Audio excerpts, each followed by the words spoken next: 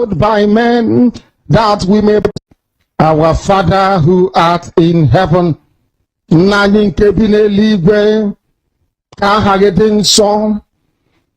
your name may be hallowed by men, that we may bow at the mention of it, that we may offer every glory unto thee, that we may offer you every adoration and adulation, because there is none like thee. You fight our battles for us. Every blessed day you demonstrate through your kindness and your everlasting mercy that you are our Lord, our God, and our Creator. This evening we offer these your children unto thee all over this very planet that you created. They are listening across the entire 24 time zones on this very planet where they inhabit. They are listening to your gospel this very evening, this gospel of redemption, a gospel of hope, a gospel of restoration, a gospel of renewal, this very gospel of freedom, this very gospel of emancipation, as only you ordained, that this very gospel must be preached, that mankind may be set free from the eternal damnation of the creation of the British. My goodness me, I want to remain in the spirit, because we must worship heaven. We answer your name, O Lord of hosts. Everything about us is designed to offer glory unto thee. We have atoned for our sins last year. This very year we have not only atoned for our sins, we have spilled, we have shed blood, they have shed our blood. We have let our sacrifice be made unto thee. Even on the 30th of August, as we are being felled by the bullets of the enemy, by the workers of iniquity and of darkness, we remain very strong today to beckon upon thee, to ask you for your mercy and for your grace, to ensure that your kingdom is restored upon the face of the earth, that you can bring your healing hand to bear upon the life of those of them that you created for one singular purpose, and that purpose alone, which is to worship you in truth and in every honesty. Is there any way that we have erred? Is there any way that our ancestors may have sinned? We confess before a congregation of the whole of humanity to ask you, O Lord of hosts, to have mercy upon us. You must have mercy upon us. We have suffered enough.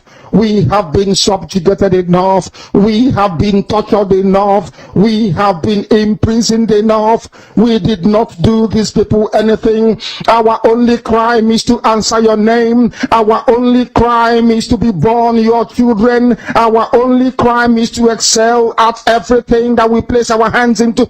Our only crime is to exhibit your glory and your blessing, which manifestedly is upon our lives every blessed day. That is why they want to kill us. That is why the British want to join those of them who don't know you, to destroy your creation and your inheritance. You will not allow shame to befall your name. You will not allow the enemies to triumph over the lives of your children, because you created us to exist, to worship, to honor, and to praise you. That is exactly what we are going to do when this Biafra comes. It will come in truth and in every honesty, because we remain every blessed day believe we're whiter than white and whiter than snow. Is there any way that we have sinned that you cannot forgive us our trespasses, to enable us to fulfill your own word, which was spoken thousands of years ago, that instead of what you promised not to come to pass, that heaven and earth will cease to exist, you opened your mouth to bless mankind to the coming of Yahweh Yeshua, who came here and said, let your kingdom come on earth as it is in heaven. Those words can never be in vain, because they are anchored upon your holiness and your magnificence. That is why in the end we know that Biafra will come, that these children that we have given birth to all over the world, and their children, and their children, and their children, as long as they give birth to them and they are Biafrans, they will worship you in truth and honesty. Through this very work we are doing, mankind will come to understand you. Let your miracle be wrought in our lives. Let us witness and behold your magnificence, your holiness, your mystery, and your grace under our command. O Lord of hosts, we call upon you. We call upon you to heal. We call upon you to provide succor to those of them who are inconsolable. We ask you to come and strengthen those who are weak. We ask you to restore hope where there is hopelessness. We ask you for inclusion where there is destitution. We ask you for one brotherhood, one camaraderie, one bone, one blood, and one flesh of your children, the Efiks and the Bibios, the Izon, the Shekiri, the Isobos, and also those of them from Isoko. We are traveling all the way to the lands of Igala. We are moving on from there to Idoma, to Igede, to the territories of the Igbo land. All these places we dedicate unto thee. All these lands of yours, we ask you to cover it with your mercy, because Biafra will come, and when it does, we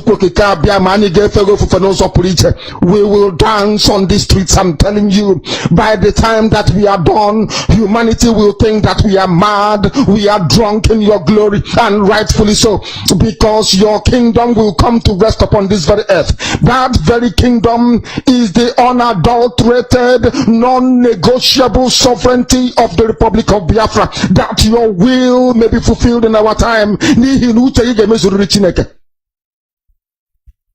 All this we pray, all this we ask for, in no other name apart from that name that belongs to you.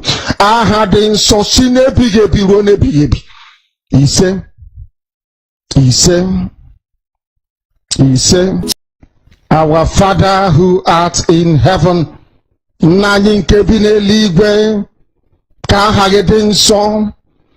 that your name may be hallowed by men, that we may bow at the mention of it.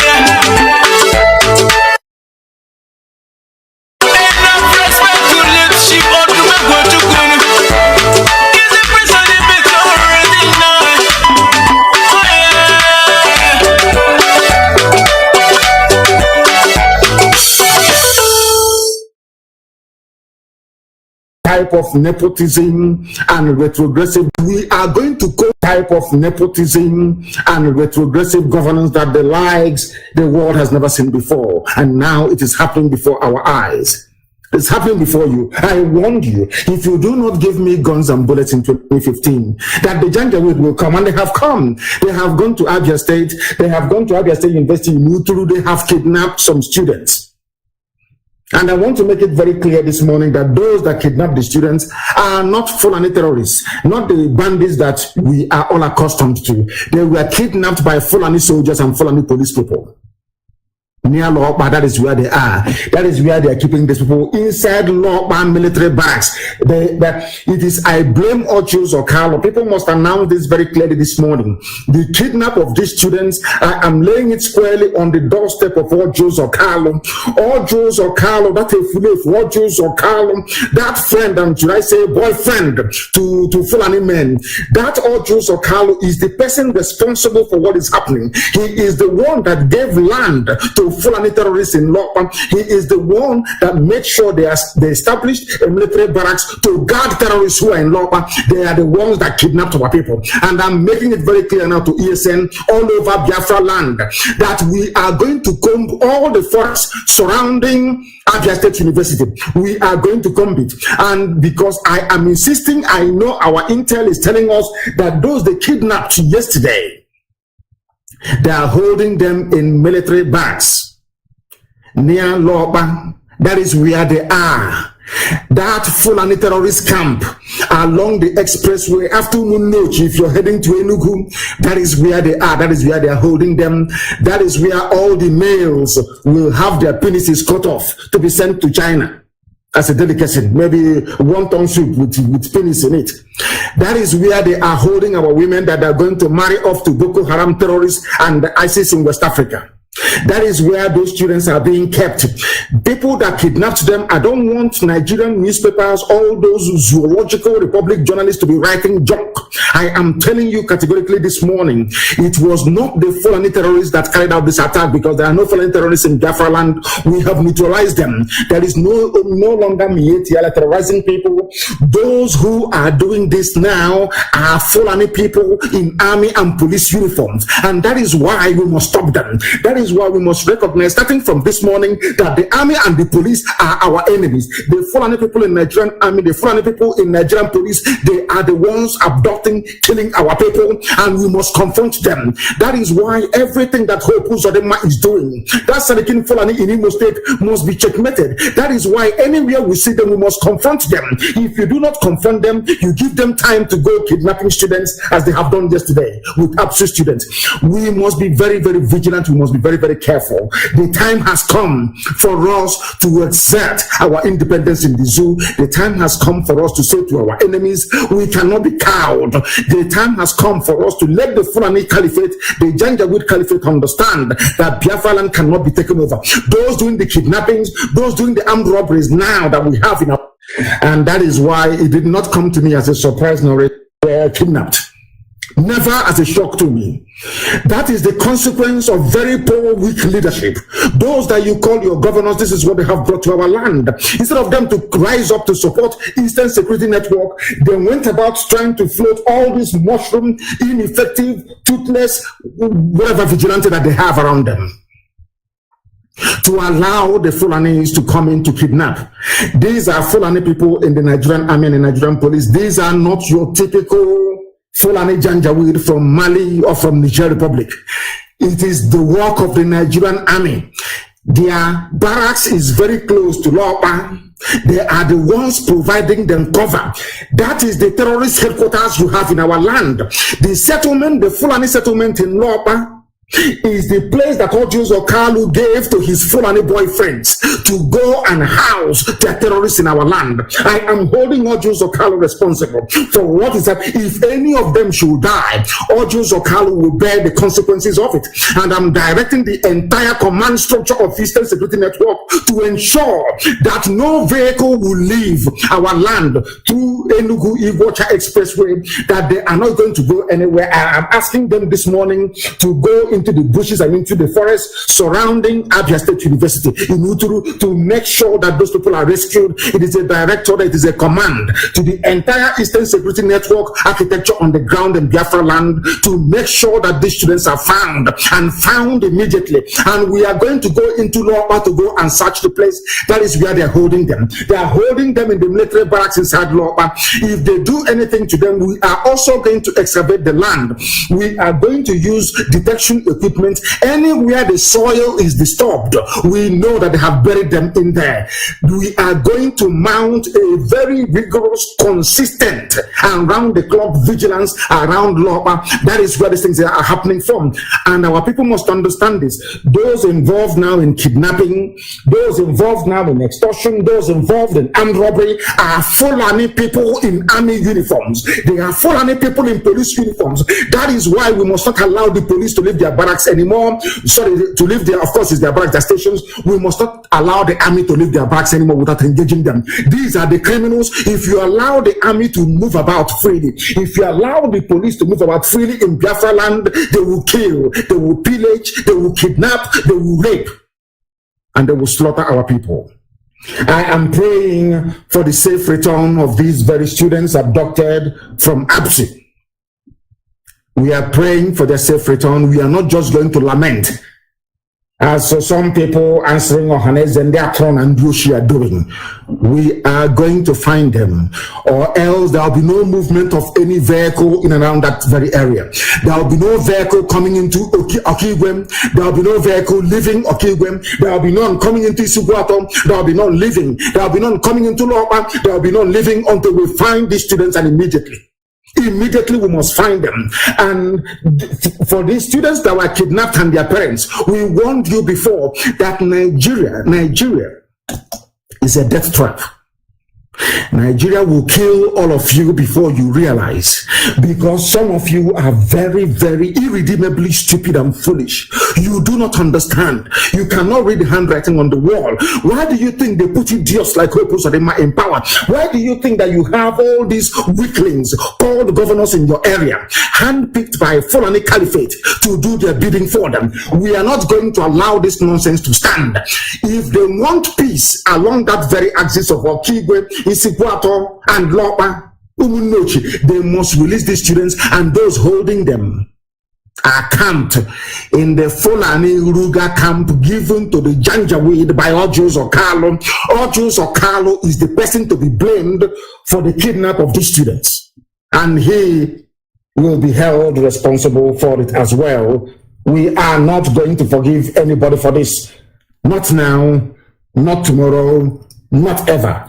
These are the things that we must come to terms with immediately. I am asking the entire operations commander on the ground of Eastern Security Network in Imo State and also in Abia, with help also from Enugu, we must find these students that were kidnapped. We must put the heat on them until they are released, and we know where they are being held. I'm warning the Nigerian army, I'm warning the Nigerian police. Before I do anything, I warn you in advance. I'm warning all the terrorists living in Lopa, you must give up the people that you're holding. These students are in Lopa, Fulani terrorist camp given to them by Ojus Okalo, and we must find them. Ojus Okalo, this is the handiwork. This is what you have done for your people. Because of your desire to serve the Fulani Janjaweed, our young men and women have now been kidnapped.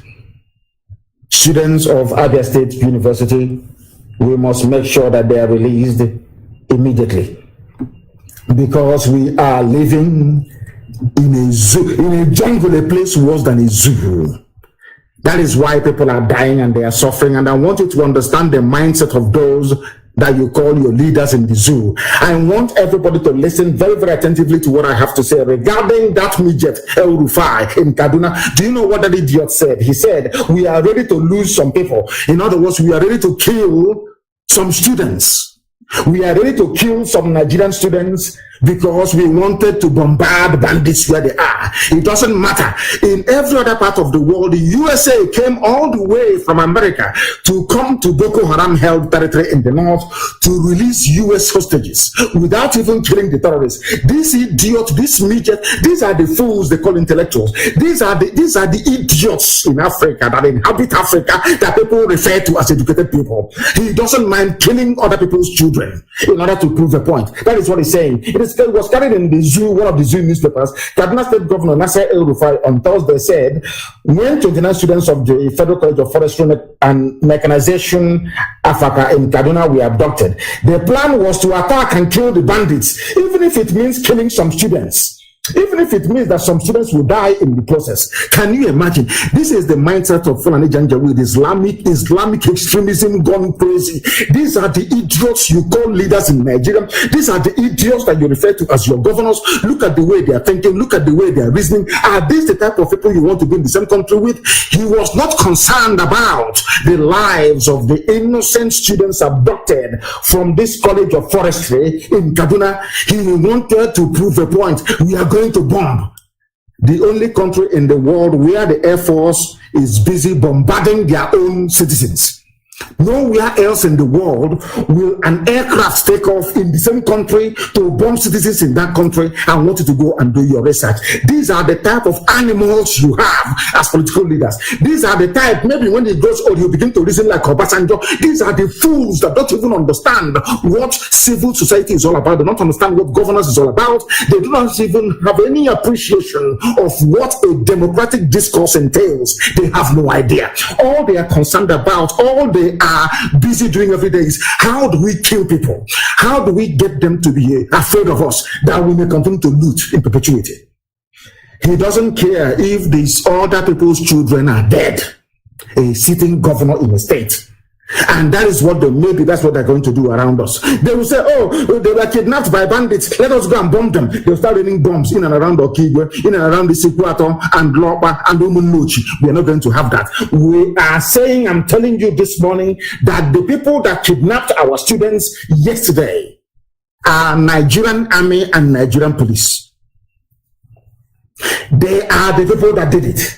And they must produce those people, or else there'll be no peace along that very axis. When I mean, I am now warning everybody, there will be no transport movement. I'm giving them only 24 hours. If they do not release those kids that we had picked up yesterday or thereabout, there will be no peace. There will be no movement from Iguacha to Enugu.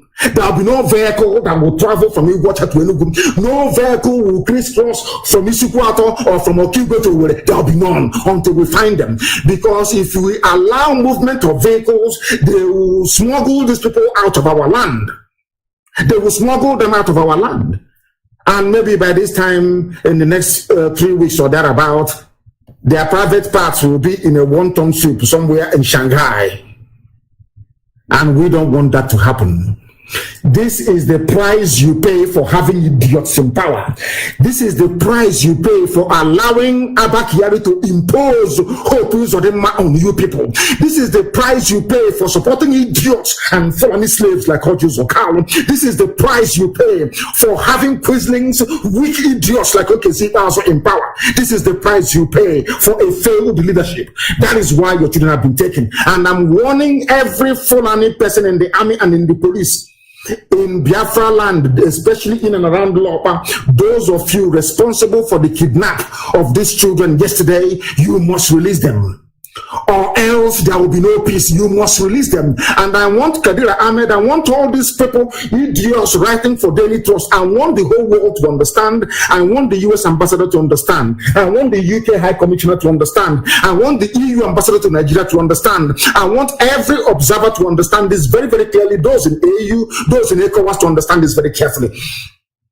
The Fulani camp in Lopa is where our people are being held. That is where our children, university undergraduates are being held, and they must be released with immediate effect. They must be released. Should harm come to one of them, then you will understand. That is why I am saying today, Anywhere you see the army, you will attack them because they are coming to kill, to kidnap, to rape, and to pillage. Anywhere you see the Nigerian police, the same thing. They are your enemies. Nigerian police, they are your enemies. Nigerian army, they are your enemies. Any idiot in Abuja or in Lagos writing rubbish and telling you they are your friends, that person should be stoned to death. I'm telling you the truth. Because this type of kidnap has never happened before in our land. It is happening for the first time because those engineering it are Fulani terrorists. And we cannot allow them to prevail. We can never ever allow them to prevail. Please, you must give me some time. Very, very briefly, or should I say shortly, the lines will be open for you to give us your take on what we are reporting today. Because the Fulani, they think they can cage everybody. They think or feel that they can shut everybody up. They have now caged the media. The Yoruba cowardly media have submitted, or should I say succumbed to Fulani threats. That is why yesterday we are reading that 5 million naira will be paid to the National Broadcasting Commission by Channels Television and Inspiration FM for IPOB interviews. And as I keep saying all the time, there is something wrong with the brain of black people. Black people are the most useless creature on this very earth. Lower than animals, lower than monkeys, lower than baboons. I'm telling you the truth. Because you cannot tell me that you stay in a country where Fulani things that only their narrative should hold sway. Where Fulani things that any lie coming out of the mouth of lying Muhammad is what should be accepted as gospel. You banned IPOB, you prescribed IPOB without a recourse to any due judicial process. You start down in your office, you said IPOB must be prescribed. We have been asking you to come to your court to prove that IPOB is a terrorist group for how many years now? Since 2017. You have not done so. You have not done so. Now you are asking, you are telling Channels Television that they cannot, the whole world cannot hear the voice of IPOB spokespeople because you want the lies that you're trotting out to hold sway. The same way that you lied that I jumped bail. That is what you want. Any day we now go, or maybe on AIT or anywhere else, to push that lie, you will find them, you will ban them, you will suspend them. That is the type of country that some idiots are calling their own. That is the type of country that some people are calling Nigeria. One Nigeria. May God punish all of you, from Obasanjo to all of you, to any pastor, to any idiot that will talk about one Nigeria. God will punish all of you one after the other. You people are evil. You will stay in a country where somebody can come out and keep lying. Every blessed day, IPOB was prescribed due to the activities. What is that activity? Let us go to your courts to debate it. Let us go to your courts to argue it. You have refused. You have not given us that chance. Since 2017 till now, we have not been to any law court in Nigeria to argue that IPOB should not be prescribed because you're running from your own courts. In the same country, if you lie against IPOB, if you come and you lie against the people, and we somehow found a way to make to perhaps straighten the records, that the world may know the truth, you find the TV station responsible and the FM station responsible. All of you idiots called Nigerians, you fools, you idiots, you morons are allowing Fulani to be doing these things every blessed day. You people, you allow Fulani to be toying about with your lives because you're cowardly, because you're foolish, because you're idiotic. When they say NIN, you gotta register. BVN, you gotta register. You don't even ask yourself, what are the consequences of all these registrations that Fulani are asking us to do? Yesterday, they removed the Ports Authority woman for corruption. A Fulani woman, they replaced her with another Fulani man. All of you are just there, idiotically. Anything that Fulani dishes out, you accept it. We just like Obasanjo. Obasanjo is one of the worst fools in the world. That man is an idiot. He's an idiot, I'm telling you the truth. All of you fools, you see what is happening in the zoo, and you keep quiet. Because you want Yoruba people to be enjoying oil and gas coming from Biafra land. God will punish Obasanjo. God will punish that idiot. Punish him 10 times over. Punish him 1,000,000 times over. Because he is evil. An evil, stupid man. And all the idiots going to Obasanjo's altar farm. All the fools going there to pay homage to that Satan. All of you will suffer, I'm telling you. I place a curse on all of you this very morning. You are in a country where you are lying against the people. The TV station called them to find out their own version, which even if you go to a law court, after the state must have presented their case, the accused person will be also allowed to present his or her case. That was exactly what happened. And you people are there, and Channels TV will pay 5 million naira fine. Inspiration FM will pay 5 million naira fine, and you are in a country being ruled by fallen animals, and all of you are there keeping quiet, not saying anything. Shame on all of you, I'm telling you.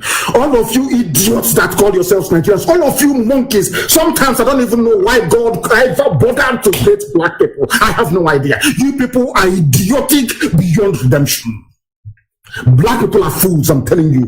You stay in a country where 6 million people, Fulani, they are not up to 6 million. Fulani, they are not up to 6 million people. Look at the way they are lording it over everybody. Idiots like Obasanjo, a complete fool like Obasanjo is there throwing their part because maybe they made him who he is today. Useless idiots. It's only if Channels TV want to be very foolish by paying this fine expression.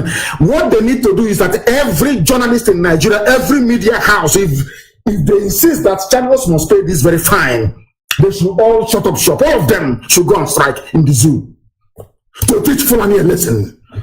Because of your stupid behavior, that is the reason why Fulani became emboldened to be doing all this manner of nonsense. Anything they like, they can do and get away with it in front of your eyes in a country with federal character. A Nigerian Post Authority woman, a Fulani woman goes, another one comes in, another Fulani man comes in, and you're telling me that you're human beings, you are learned, you're educated, we are the elite, we are the enlightened ones. You people are morons, you know nothing. You are foolish, you know nothing. Fools everywhere, and they are in this movie. That was the same way I was in yesterday. They said, oh, Abaribe should be, look at the way the Fulani are liars. Unrepentant, demonic liars. They lie, they know how to lie. Them and their useless Zoom media. Them and their useless Yoruba Zoom media. Satanic people. I wouldn't call it Lucifer. Lucifer, you people are Luciferians. That is why black people are poor and backwards, because a black person is the embodiment of evil. Black people are evil, beyond evil. All of you were there 14th of September 2017 when my house was attacked by the Nigerian Army and Nigerian police. 28 of my men were killed. As a result of that invasion of my house, I lost my parents. My mom and my dad are dead today. Are you following me very carefully? Do you know that in Nigeria, that is why I'm telling you the truth. If I have a means, believe you me, when I die, of course I will see God. I will ask God the Almighty in heaven, why did you create black people? Why did you create black people? Are the most wicked species of animal in the world. Black people are more wicked than a serpent. Black people are evil. They are evil. A black person is the embodiment of evil. I'm telling you the truth. All of you stupid Nigerians were there. And in fact, as I'm saying this right now, I want the video of the invasion of my house on the 14th of September 2017 to be released to the whole world, to put a lie to this their nonsense. Asking Abaribe should be in prison for not producing Nnamdi Kanu, deputy speaker. That same idiotic deputy speaker that did not allow TV people in America to speak, or the statement that they wrote to be read on the floor of the house. And you people are there answering one Nigeria. You people are there. These are the idiots who are the helm of affairs in your stupid zoological republic, in that damnable damnation that you call Nigeria. These are the morons, absolute idiots. How can you have electricity? How can you have employment in a place run by these retarded Neanderthals? I'm asking you, how can it be that somebody with conscience, a newspaper in Nigeria, is writing this rubbish? Abaribe should go to prison for not producing Nnamdi Kanu. I was in my house preparing to go to court. You came to kill me. You killed 28 people. My mom and my dad died as a result of it. My mother-in-law died as a result of it. And you people are telling me that you have conscience, that you're human beings? Is that what you're telling me? This your G? Is that what you're telling me? You people are evil. Black people are evil, and that is why Africa is poor. God condemned Africa to poverty because black people are evil. This your G, you people are evil beyond evil. I'm telling you the truth. in National Assembly in the zoo called Nigeria in Abuja, that I pray and I hope I'm fasting that Boko Haram should go there and destroy all of you. You people are evil. Nigeria should not exist. You're asking Abaribe to go to prison for not. I was in my house preparing to go to court. You came to kill me extrajudicially. The press will not write about it. The zoo media don't talk about it because they are evil. They are black people. They are black. I stopped blaming God for the plight of black people because the mind of an average black person replicates that of Lucifer. That is why we are black. Very, very evil set of people. I'm telling you the truth. Why is it that nobody, no human being in the zoo, no media house, especially Yoruba, can come out and write the truth and ask this idiot, deputy speaker of whatever useless house it is in the zoo, what were you doing with a battalion of army and police in Nnamdi Kanu's house on the 14th of September of 2017? Nobody can ask that question. That is why I have come to the conclusion that black people should not have existed. In this Shoji, they are evil. They are evil. Black people are evil. I'm telling you. Evil. Beyond evil. God should not have created black people. Black people should not have been created. They are too wicked. I'm telling you the truth. Not just wicked, but very foolish and ignorant as well. Let us go to court to determine this very case. They don't want to call the case in court. Binta Nyako is there. Call this case in court. Let our lawyers go and debate it in the open to put to bed this lie once and for all. Abaribe is in court. Abaribe went to court and defeated them in court and said the person that stood short was in his house. What were you doing in his house? Killing people. They ran away from court. And this idiot, this monkey, this Fulani, this fool has the guts to mention Abaribe's name. And all of you are reading it. All of you are reading it. As if you're fools. God should destroy black people. Black people are evil. That is why everywhere you go to around the world, they treat you as slaves. Because in your mind, in the mind of a black person, you are satanic. That was what God saw and cursed black people. Your wickedness is your undoing. I was in my house preparing to go to court. And as I'm saying, Somto and all the rest of them, I want you to release and tag the deputy speaker of animals. If not for a white man, if not for the British, will I be in the same country with these animals? I'm asking you. I can never be. I can never be. These are animals. I have nothing to do with them. Absolutely nothing to do with these idiots. Idiots from the Sahel, idiots from the foothills of the mountain of vultures in Futajalon. I will have nothing to do with them. These are savages from the pits of hell. These are animal, wild beasts, as you can see all over the place. These are the people that you call your fellow citizens in the zoo called Nigeria. Let us go to court to debate the issue of IPOB proscription and tagging of terrorism. They are running from their own court. A newspaper in Nigeria will get up and be writing junk proscribed when we are the ones begging them, come to court, let us debate this. They are the ones running.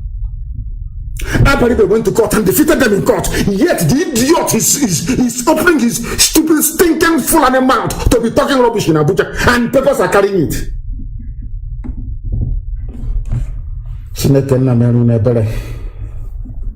He said he is the speaker, deputy speaker of the house, Idris Wase.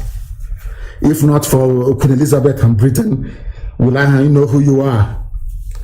These Fulani idiots, you contribute nothing to the economy. The other day we saw a young boy from Abia build a transformer, build an electrical system. A little boy, he didn't go to university because we are born as scientists from our mother's womb. We are blessed people. A white man put all of us together in this nonsense called Nigeria. In this nonsense that produce idiots like Obasanjo. Idiots like Obasanjo. Oh, God in heaven. As ugly as his mind is, as devilish as his mind is, they can never speak the truth. Never ever will they speak the truth. And that is why black people will continue to suffer all over the world until the restoration of Biafra. Only Biafra can save black people. Anywhere you go, blacks are suffering, they're killing them, be it in Papua New Guinea, be it in USA. Everywhere you go, we are at the bottom. Nobody is asking himself, why is it that black people are always at the bottom of things? Why? Because you are evil. You black people, you are satanic. Your wickedness is second to none. That was what God saw. God looks into, go and read your Bible, your so-called Bible. God looks into the hearts of men and decide to bless any race according to their conscience of understanding of the universe and the word of God. God saw the heart of a white man, that though white people are a bit funny because they're humans, of course, he said that these people, out of everything I have created, Western Europe are those who are closest to honesty. That's why they have all the grace. If you don't know, let me tell you that the world, imagine a world ruled by black people from Africa. What do you think will happen? Anything that comes outside will be slaughtered. The head will be cut off immediately. We are savages now. Black people are savages of the worst kind. That was why God gave white people the grace, the Caucasian race. The black race was created before Homo sapiens, before Homo erectus, and then the Neanderthals. Black people started talking before white people. Caucasians started to speak, to formulate word and language. But God looked at the wickedness of a black man and said, no, these people are evil. For that, I am going to curse them and I'm going to punish them. That is why, without exception, be it the Aborigines in Australia, everywhere you go around the world, dark-skinned people, black people are suffering because we are wicked. When you have the likes of Obasanjo, when you have the likes of people that claim they went to school, they see the truth and they turn that truth upside down. What do you expect God to do? All of you were there. Nobody, not even comments, are asking them. But Nnamdi Kanu was in his house when you came on the 14th of September to kill him. Which court gave you the order to go to his house to kill him? They can never answer. Mad, stupid people produce. And let me tell you something. There is a Chinese missile that is out of control in space. A stray Chinese missile raises terror as it is expected to fall back to the ground between the next Saturday, from tomorrow until Monday. And the location where it's going to fall, nobody knows. I have been fasting and praying to God to let this missile fall on Asorok. There is a rogue Chinese missile that went crazy. It has lost control and is falling back to earth. The earth's gravitational forces is pulling it down to earth. And I am praying to God, and everybody should pray and fast that this out of control Chinese missile should fall on Asorok. Some of you don't know that black people are condemned by God himself. Another condemnation is the presence of Fulani Janjaweed in your lives. Everything I tell you is the truth. By the time you realize what Britain did to you by putting you and Fulani people together, to be too late. Because all of you, most of you will be in your graves. By then, they would have killed all of you. Those people talk about the world about genocide and pogrom and whatever, the Nazi and all the rest of them. I am telling you that Fulani is worse than Hitler's Nazi party. Fulani is worse than Hitler. You see some of them, they come out and they try to speak English. Hey, he said this thing. That's how the trouble started in Rwanda. In all this was rubbish. Fulani is evil, beyond evil. By the time all of you Zoo morons realize it, it will be very, very late. Very, very late. Out of control Chinese missile in the sky. Please fall on Asorok. We are begging you. Fall on that very place, so that Yusuf Abubakar Muhammad will understand what he has done to himself. I believe in an eye for an eye, a tooth for a tooth, a bone for a bone, a life for a life. That was how we got to where we are today. That's a quote by Jenny Han, which I tweeted this very morning. The Fulani have taken over the political terrain of Nigeria. They have run the economy to the ground that now they are printing money every blessed day. You people, you don't know what you're in for. By the time Fulani is done with you, in your next life, if you have not land on it, you disappear. I'm telling you the truth. They are now printing money. They have destroyed the economy. And when you speak, they arrest you as they try to arrest Father Mbaka. There was something Father Mbaka said that is very, very pivotal that people don't understand. The first 24 hours of anybody being kidnapped is very, very critical. Father Mbaka opened his mouth and said, if not for what people in Enugu did when he was declared missing, that he doesn't know what would have become of him. Our problem is, you see, DSS, we must eliminate them. Army, we must eliminate them. Police, we must eliminate them in our land. We have vigilantes, we have people everywhere. We can guard our own land. Before the white man came, we had no police, we had no army. There was no war. Nobody was stealing anybody's goods. We are the only people in the history of man that had no army, no police. Everybody behaved themselves. Are you following me? We don't need DSS in our land. We don't need the army. If you allow them, they'll keep kidnapping people. They keep abducting people. They'll keep taking our students. That is something you don't understand. Anyway, let me stop complaining, because we are, after all, we are black. Reasoning is not one of our strongest points, is it really? This UG. Biafra land is going to be free from terrorism. And I'm asking whoever is the commandant of the barracks near Lopa, where you are holding those students, you must release them and let no harm come to them. Let no harm come to them. Abaribe stood shorty to court and defeated the Nigerian government. Gave them simple facts and figures. I stood shorty for Nnamdi Kanu, yes. But what were you doing in his house, killing people? They all ran away from the court. Yet a whole deputy speaker has the guts to come up to be talking rubbish. And you're telling me that black people are normal. They are not. Our lines are now open, please. Our lines are now open. You know the number to call. Please try and republish. Messerman Co. Try and republish the number for people to call, please. We are going to get us on Signal this very morning. And you're also going to be able to get us on WhatsApp as well. Signal and WhatsApp. People are calling already. If you call us now, we are going to take your call. I have a caller on the line. This caller, can you hear me? Your name and where you're back. So what I am saying in essence is this: if these governors who are ruling us don't want us to be free, or if they think that they have those who they buy with their money to come out and stay in the sun to vote for them, everybody know that they bought all those people. If they think that they are having more people than you control, than we the people want to be free on our own, then let us allow referendum date. Let them come out openly and settle this. Or if they refuse to settle this, I think everybody is hearing what I'm saying, and you have been saying this. We are not answerable to them. They are not our leader. We don't know them. These people are imposed on us. They are imposed on us. We did not vote them. I am saying this now. I know you have been saying this, but what I am saying here is this: let them allow us to decide where we belong or where we want to belong. They are not our fathers. God did not create them and name them our governor.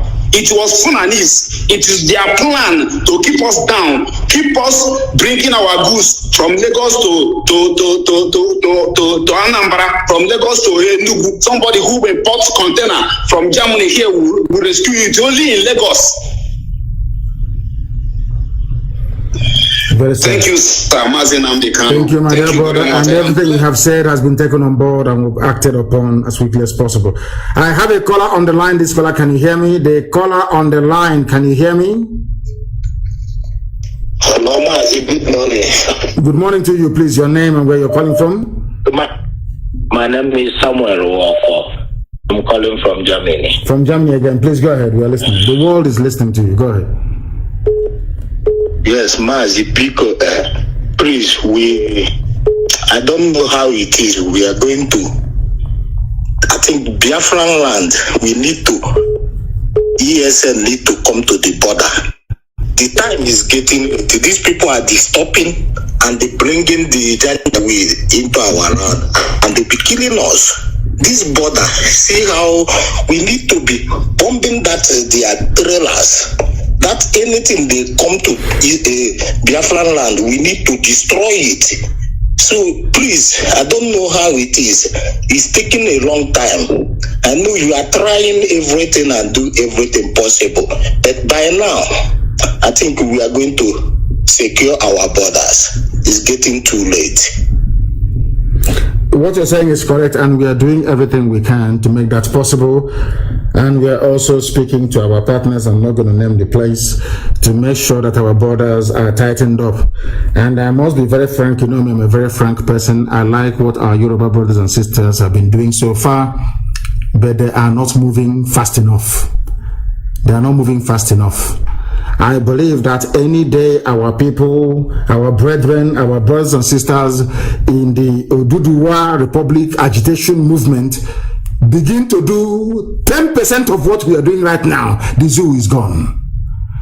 You understand? Because what we need to do is to open a front also in the West. They must understand this very, very critically. This zoo army cannot be stressed in 3 dimensions. It's not possible. It is not possible. They should stop listening to their old idiots like Obasanjo and Tinubu and rise up unless they want to remain slaves forever and ever. They must do what we are doing. What ESN is doing in the East, there has to be a group that will do something in the West. And the zoo is gone. Yes. And then we'll go to our borders and defend it. And if the Middle Belt want to be part of what we are doing, they should also raise their men as well to come out and do it. If Fulani slaps you on one cheek, you turn the other side, he will cut off your head. He will not even slap you, he will behead you. That's something that these people must understand. Old mentality. We don't have that mentality anymore. The Bible teaches us turn New Testament. You cannot turn the other cheek. The problem we are having right now. The problem we have right now is that my Oduduwa brethren, they are very, very slow. They are too slow. You don't wait for everybody to come at the same time. Those who are more radical, those who are more militant, you go into the bush immediately and begin to harass these people. That's how the whole thing comes to an end. You will see that Fulani will capitulate overnight. If you keep listening, 2023 is our turn, insecurity. Fulani will kill all of you before you know it. Because many more fighters are coming in from the Sahel. Thank you very much for that. I have another caller on the line. This caller, can you hear me, please? Your name and where you are. Yes, good morning, Mazi. I know of Biafra land again. I greet you, Biafrans all over the world. My name is Onyedikachi Ejase. I am from Ifite Orumba province, Biafra land. And I lived in Germany for 7 years, 8 months now in Switzerland. They are suffering everywhere in the world. Mazi, let me not take your time. Mazi, it is time for we to block our exit, all our exit for these people to come into Biafra. We block all this our exit. It is time for full blown war. Let us do this thing once and for all, Mazi. We are dying every day.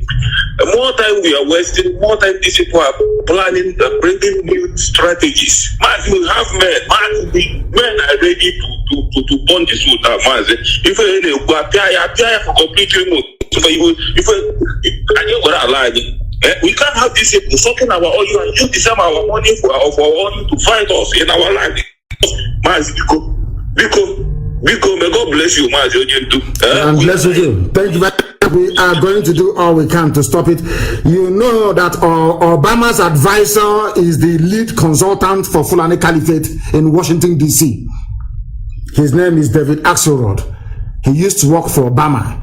In other words, Obama is in support of the Fulani mayhem and carnage going on in the zoo because he is an Islamic extremist.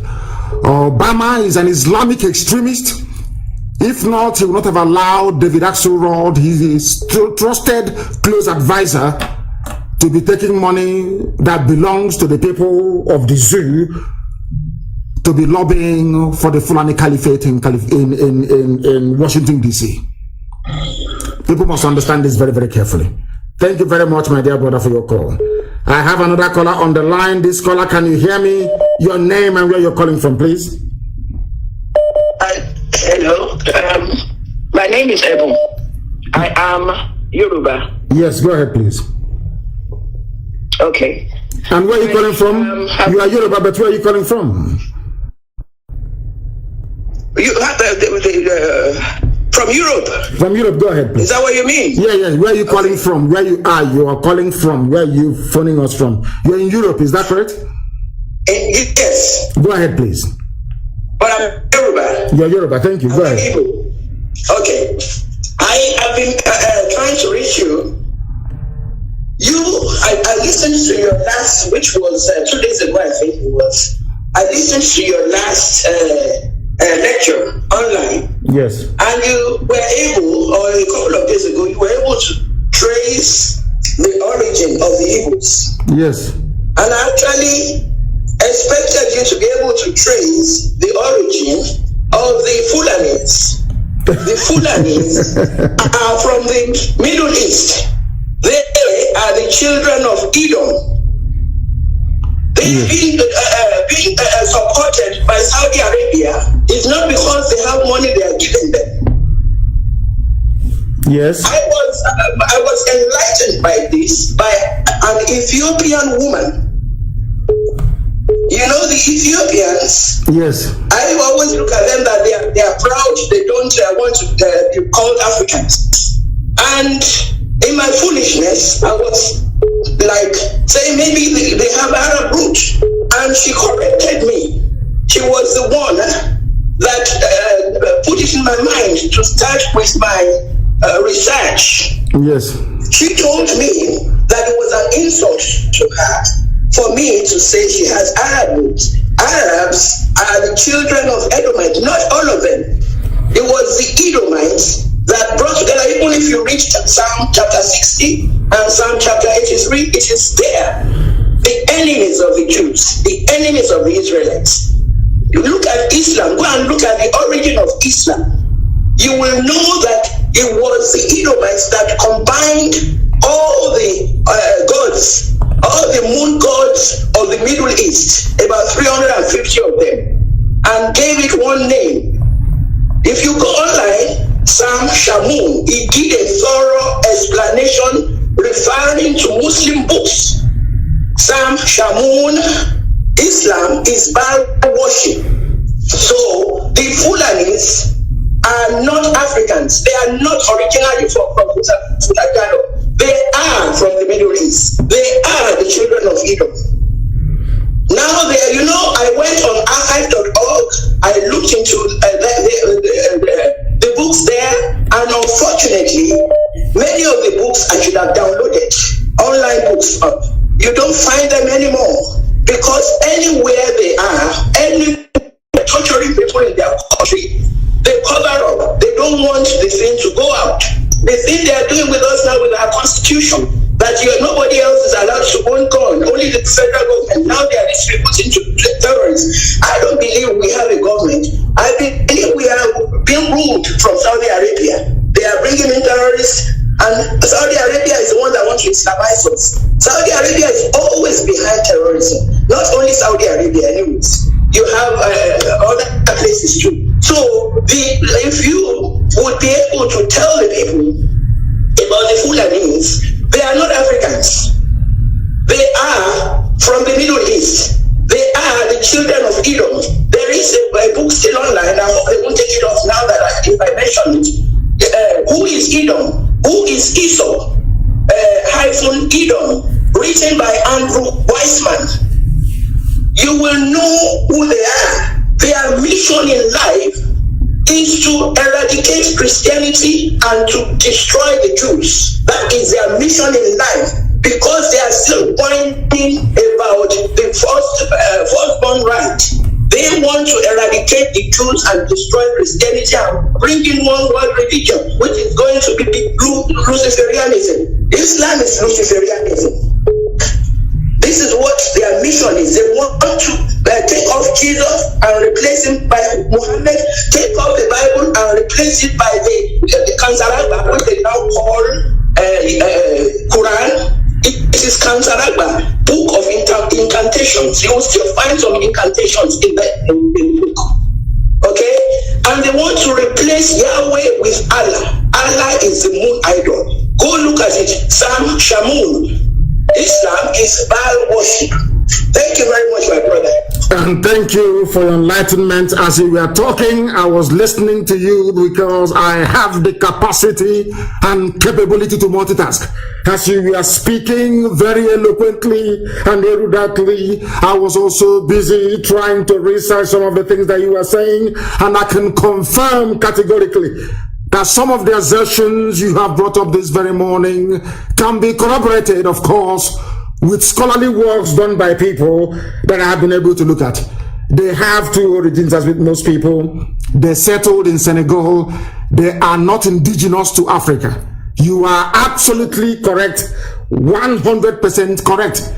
These are the lowest of the low, the children of Lucifer that came from somewhere around the Levant. I don't call it the Middle East, I call it the Levant region because that is the proper name. They came from there.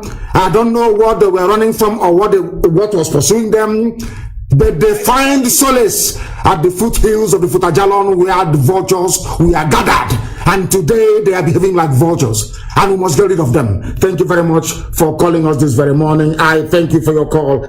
I have another caller on the line. This caller, I don't know where you're calling us from, but give us your name and where you are, please, if you may. The caller on the line, can you hear me? Hello, can you hear me?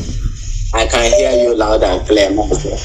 Yes, I can hear you loud and clear. Your name and where you're calling from? My name is Omelihun Nnamdi. My name is Omelihun Nnamdi. I'm calling from Iguacha. From Iguacha, the land of the little Hitler that thinks that he has arrived. Yes. Okay. Joking. We shall see. In fact, I am so happy. After the zoo, when they kidnapped you, this is the first time I was talking to you after the zoo kidnapped you from Nigeria, from the zoo Republic of Nigeria. Yes. So we are happy, we are delighted. In fact, my family, we have been following you. Sir, God will bless you. I'm not afraid of any person, be it man or woman. In fact, in this land today, Nigeria themselves, the zoo knew that you have really opened their eye. What you promised them that Somalia will be better than Nigeria today is in the history. We can tell anyone that Somalia is not better than Nigeria. All the zoo knew how to do is to kidnap. But kidnapping our students, I am from Abia State. Kidnapping our students cannot help the matter. Nigeria has been totally destroyed. So we are behind you. We are behind you. No enemy, no force will hinder what the Lord has destined for us. Biafra must come. My father told me something in the past. Before my father died, he told me categorically that even if he is not alive, that we should not allow Biafra to die. He told me before he died. And then somebody now telling me that it is not achievable. Why won't we in this our generation achieve Biafra? We must surely achieve it. So any day you want to declare Biafra, I personally will stand behind you. Come what may. Just that there are some things I don't want to discuss. I'm a media director. I have my page running. And sir, we are behind you.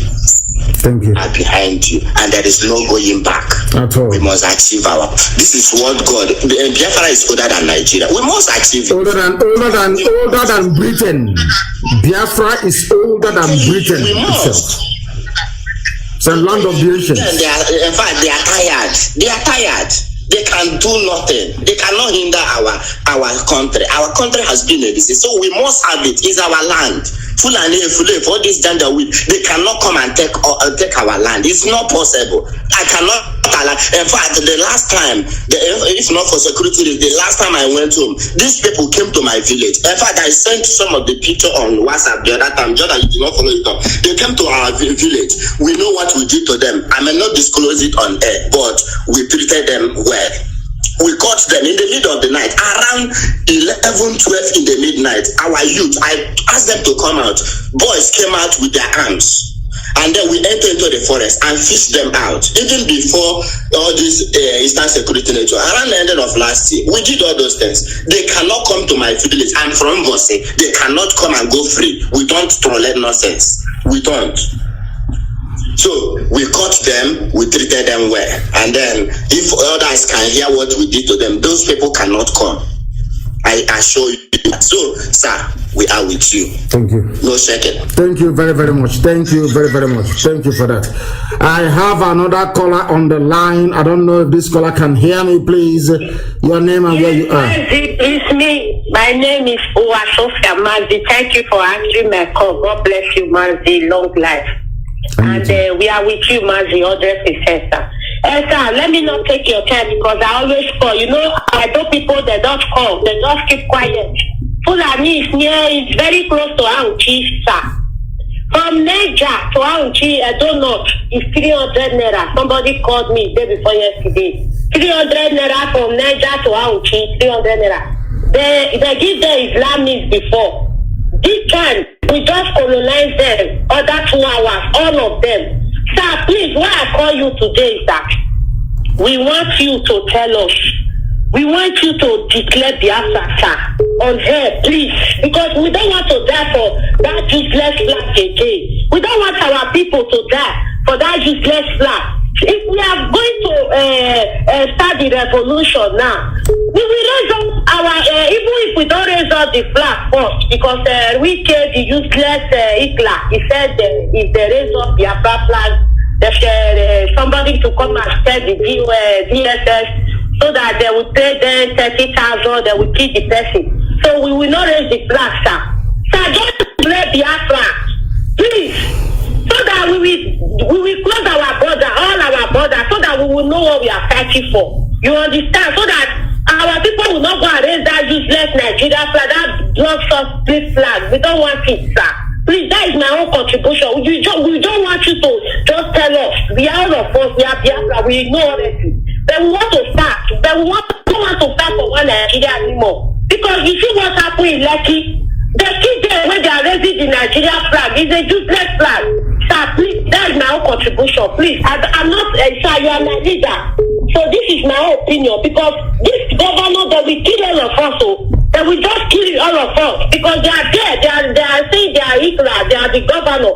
So as our brother said, we can keep them. It's very easy. We will keep them. You see, when in the answers, all of them were confused. Because everybody were in the street. Even our own women, our men, they were in the street. All of them were confused. They were running around, sir. Please, we don't want to die for Nigeria flag because the zoo flag is useless. It's a killer flag, sir. Our women, they are suffering. In Libya, they are telling them. Let us fight and know what we fight for, sir. Please, that's my own contribution. God bless you, sir. Thank you very, very much. Thank you. I have heard what you've said. And we shall, of course, take it on board. Thank you very, very much for that. I have another caller on the line. This caller, can you hear me? I can hear you. Good morning, sir. Good morning to you. I am trying to get you on speakerphone if they will let me. If they will let me. Yes, please. Go ahead, your name and where you're calling from. I am calling from Imo State, Imo State, the Republic. Hold on. Imo State is in Biafra land. Please go ahead. What is happening in Olu? Yeah. Tell us what is happening in Olu today. Yeah, Olu since yesterday around 5:40 p.m. in evening.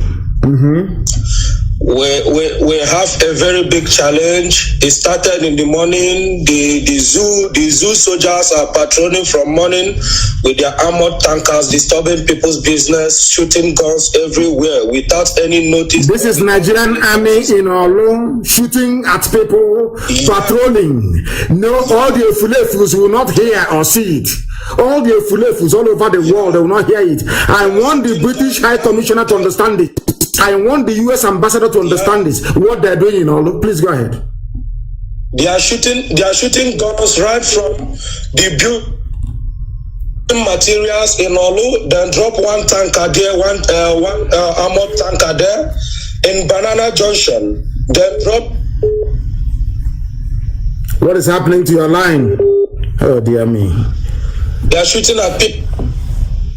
Go ahead. Oh no. Oh no. Please try and come back. The caller on the line, can you hear me? I have a caller on the line, can you hear me?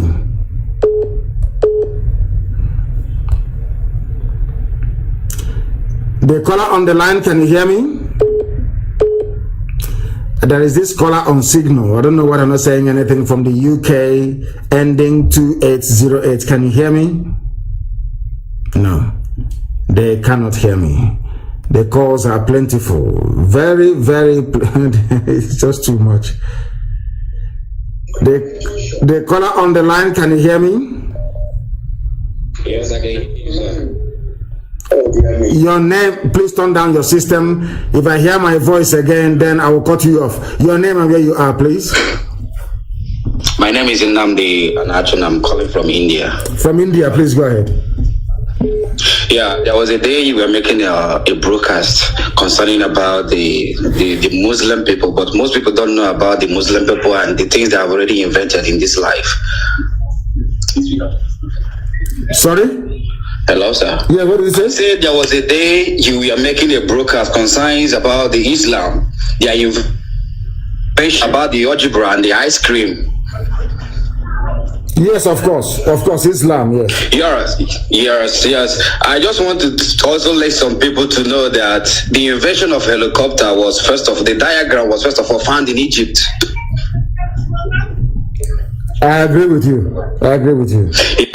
And secondly, I just want to thank you so much for your good works and every other thing you have in our life to make sure that Biafra is restored fully as a supreme nation. And also want to thank you so much for the life that God has already given to you, and you keep on giving you more life and more strength in whatever you are doing to make sure that the nation is being restored. Thank you very much. Thank you, sir. Thank you very, very much. And something came up very seriously that I need to attend to, and unfortunately we are not able to continue with this broadcast this morning. Something came up that I must attend to very, very urgently. It is a very urgent situation and we must attend to it right now, immediately. Please, you must bear with me. Something came up, we're attending to it. It is a very... Again, the number is +447761 825 346. If you call us on that very line, we are going to be able to take your call.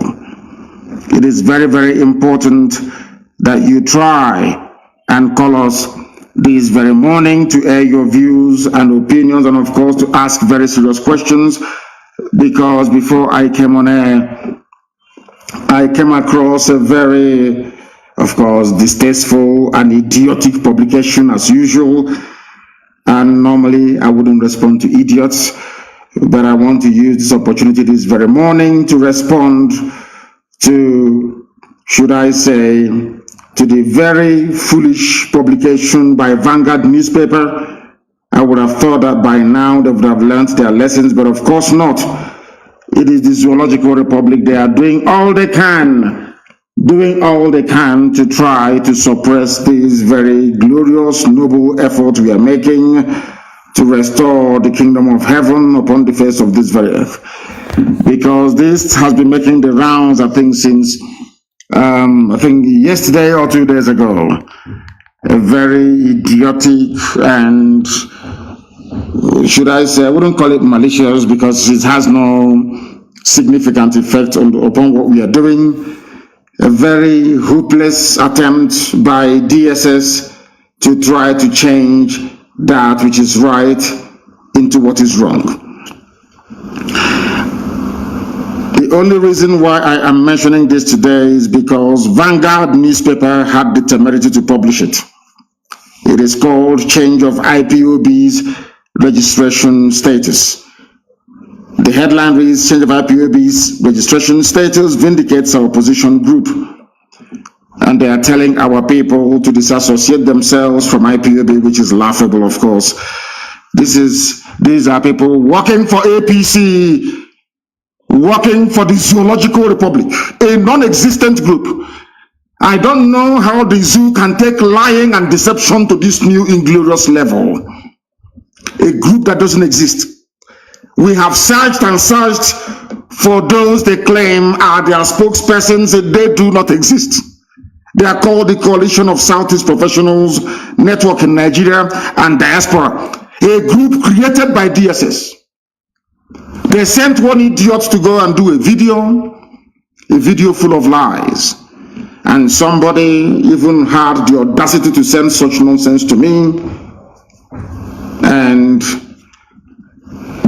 to my shock, horror, and surprise, even Vanguard newspaper of all people published this junk. Brown envelope journalism taken too far. Very, very sad indeed. Very, very sad indeed. The idiot did a video.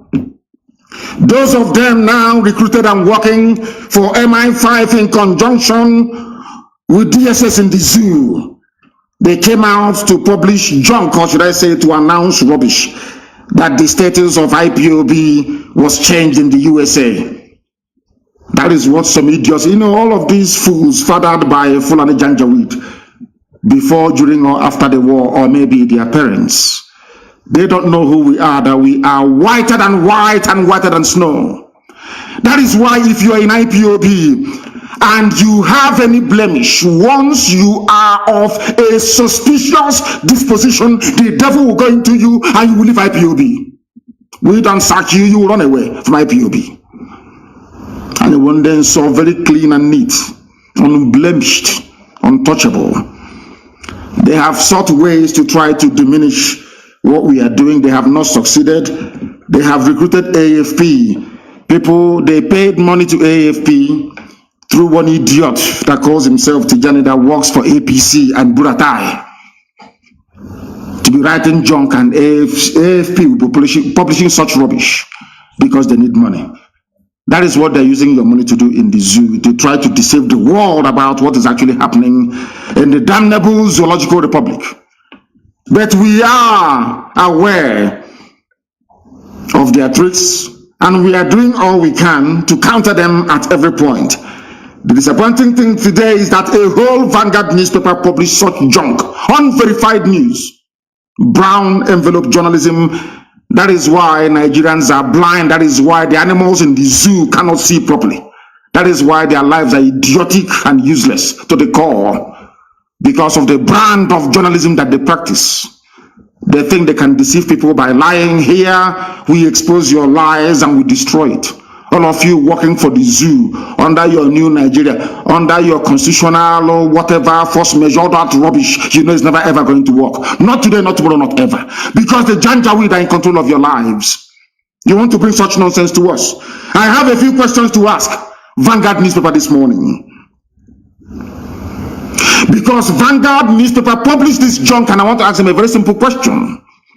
Because it is through cross-examination in a court of law that you determine those who are lying and those who are telling the truth. It is very, very sad indeed that after even all these years of educational enlightenment, black people, especially in the zoo, continue to behave like the wild beasts and animals that they are. Very, very sad indeed. A journalist, you sat down in your office in Lagos, doing nothing. Somebody brought you a piece of junk with perhaps 4,850 naira in a brown envelope. And you published such junk without even the benefit of going to ordinary Google to ask if what they're saying is correct or not. One idiot somewhere very close to a poultry in Suleja did a video and was circulating. Vanguard saw it fit to publish such rubbish through a group called CCPND that doesn't exist. People know that this very group doesn't exist, yet people are there reading and digesting what is pure rubbish. I don't know what is wrong with black people. I don't know who did this to you. How gossip and rubbish attract your attention so much. Very, very sad indeed. Out of this very junk, because if you write good things about us, we talk about it. You write bad things about us, we also talk about it. To to present some semblance of balance, that the world may know who the liars and the deceivers are. Change of IPOB's registration status vindicates our position. I'm going to open the line very, very shortly. Please do bear with me. I want to deal with this very issue once and for all. A non-existent group. The journalist that wrote this rubbish for Vanguard, his name is Joseph Erunke, whatever garbage that name means. Joseph Erunke, E-R-U-N-K-E. He is writing on behalf of the Coalition of Southeast Professionals Network in Nigeria and Diaspora, a group created by DSS, the Nigeria Secret Police. They don't do anything in their useless lives, only to be abducting innocent people, looking for those that must have said something against their useless, idiotic, Fulani Janjaweed presidency. They cannot stop terrorists. They cannot stop the subversion and sabotage of the zoo economy, which is what they were set up to do. All they do is to be going about arresting innocent people, and they claim their intelligence agency. That's all they do. And at their spare time, all they do is to create and fabricate groups that do not exist. That is why the life of a black person is full of lies and deception. Very, very sad indeed. A group that doesn't exist. Vanguard hasn't even asked DSS, please, can you tell us who is in charge of this group? As any sensible, decent journalist will do. They will not do it. It's to sit down in their office, accept a brown envelope and start to publish rubbish. They said they're commending Buhari also on development of the region. I'm sure that some of you must have seen the news about the narrow gauge. Do you know what the narrow gauge rail line is? Some of you are celebrating, saying you celebrate Amechi. From Abuja to Lagos, Lagos to Sokoto, they all use broad gauge. Some of you, I don't know the type of school that you went to. It is a thing of shame, to be honest with you. That some of you don't even know the difference between a narrow gauge and a broad gauge in railway. Very, very sad indeed. They said they're going to rehabilitate your railway. Rehabilitation, not construct a new broad gauge, but a narrow gauge, the same that Britain used to move our produce to the seaport in Iguacha before shipping it abroad. I do not know what is wrong with some of you. Honestly speaking, I have no idea what is wrong with some of you.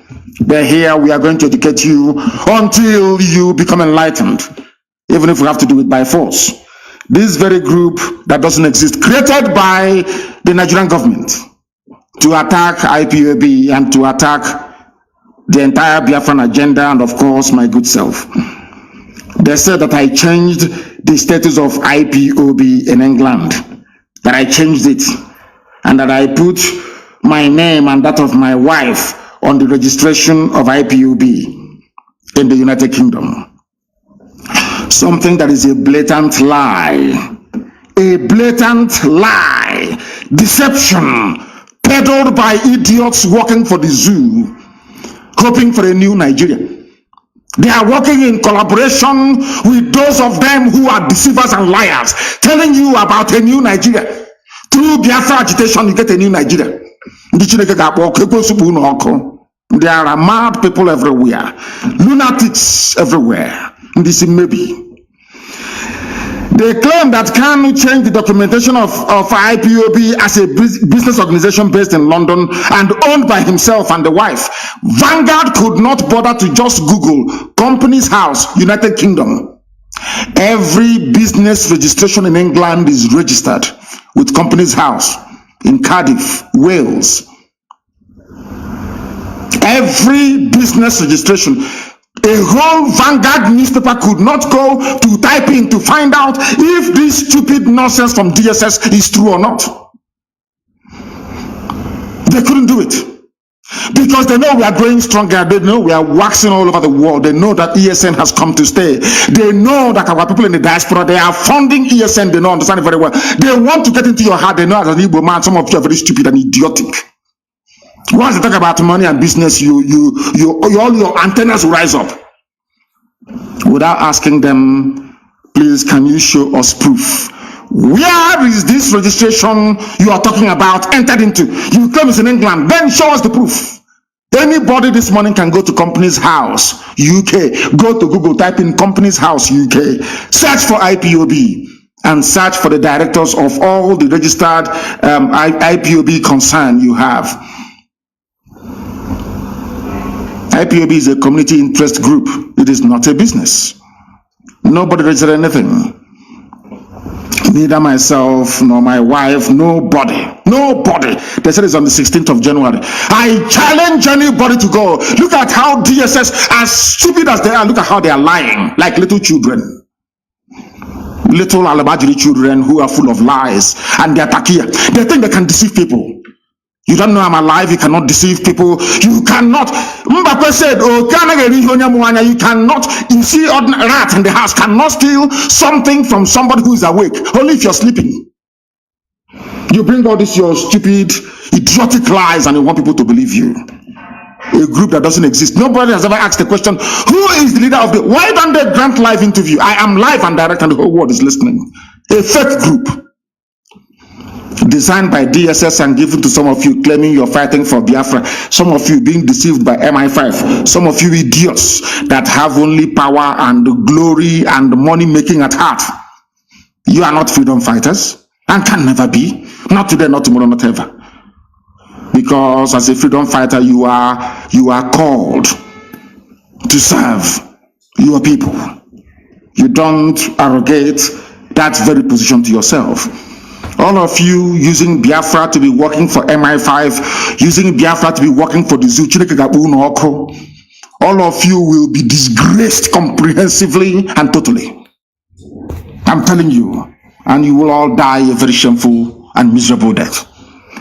All of you peddling this junk, that some of you are even so idiotic, one fool actually sent it to me.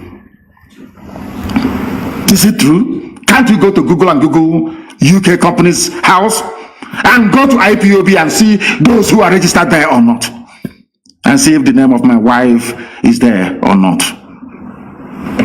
That is why Africa is backwards. People don't even do common research to go and find out if an allegation is true or false. You just be peddling it because you're very lazy mentally and physically. That's why you're poor and wretched. That's why Africa is backwards, and that's what we are fighting very, very hard to reverse.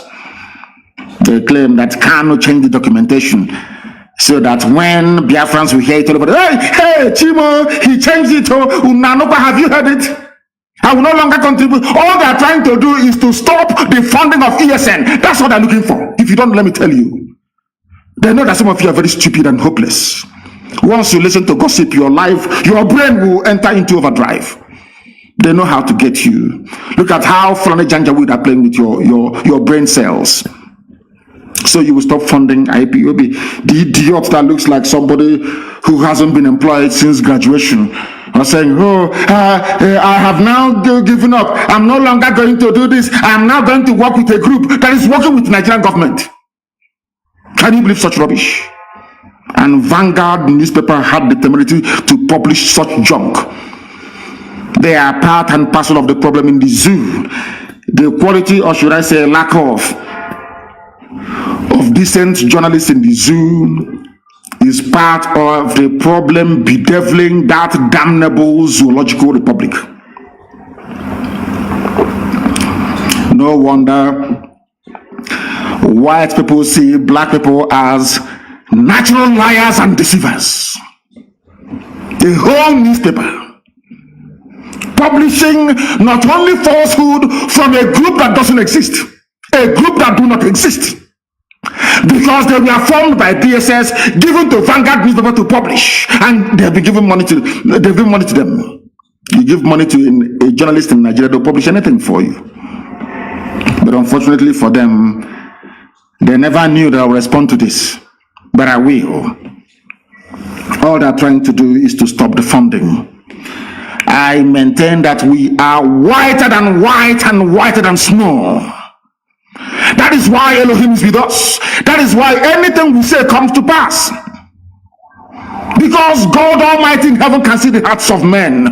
Once you're honorable, anything you say will come to pass. That is how you know. By these signs you shall know them. When they say something and it comes to pass, you know that you are on the right path. What is it? There's only one thing that I've said that hasn't happened yet. Of course, it happened somehow last year, where we want the full manifestation of it, which is the coming of Biafra, or the declaration of the Biafran Republic. Everything else I've said has come to pass. Hasn't it? Who have I caused that is not dead? I ask you. Apart from the hotelier, I told him that a vulture will eat his flesh. The hotel builder, you vultures with that. I'm saying it live on air so you understand me. The day it will happen, I will tell you I told you so. I will make reference to this very broadcast. Vulture will eat the hotelier's body. These idiots in their pipeline security with their BBC connivance, they think they can come and deceive us again. Of course, they are lying and they are joking. We are doing our freedom fighting in a very special way, not the way that black people normally do it, because you people don't have the liver or the stomach to fight.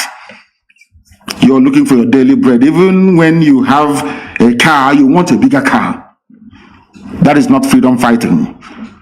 Gossiping cannot give you freedom or make you become like us or make you as famous as we are or make you as relevant as we are or make our people to listen to you. They can never listen to you. It's impossible, because our people are reasonable enough to understand those who are fighting for them in truth and in every honesty.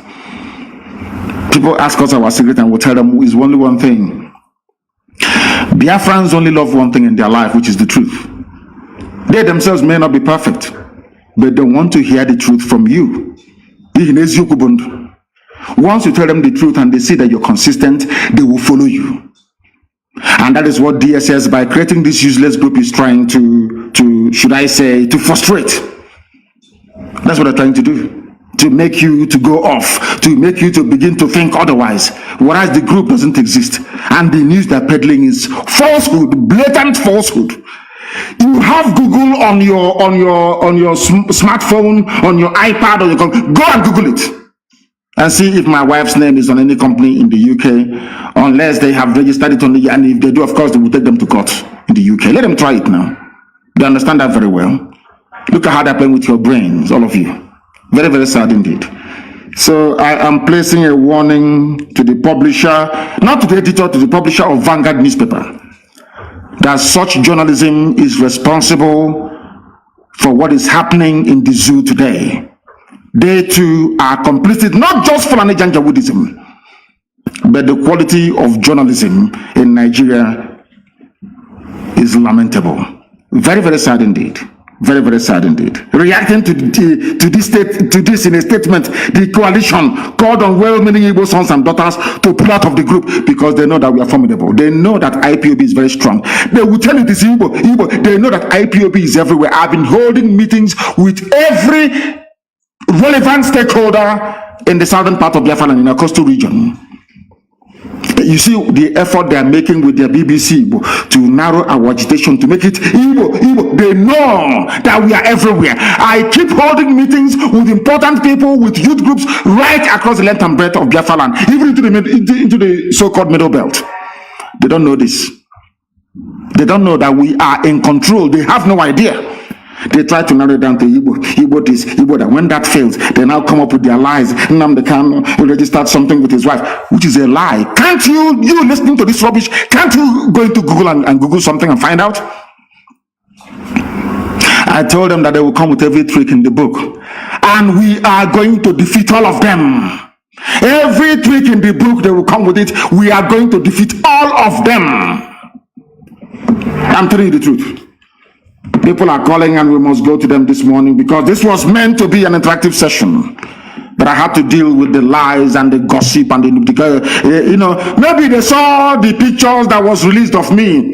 Some of them are even trying to look like me. Some of them are now keeping their beard, their lower beard. They try to maybe dye it a bit of white so it can look like my own. So they can look. People as ugly as Satan himself. They want to appear somehow decent, because they have seen my photos on social media. They want to look, maybe they think if they look handsome, somehow people will start following them. If you're ugly both inside and out.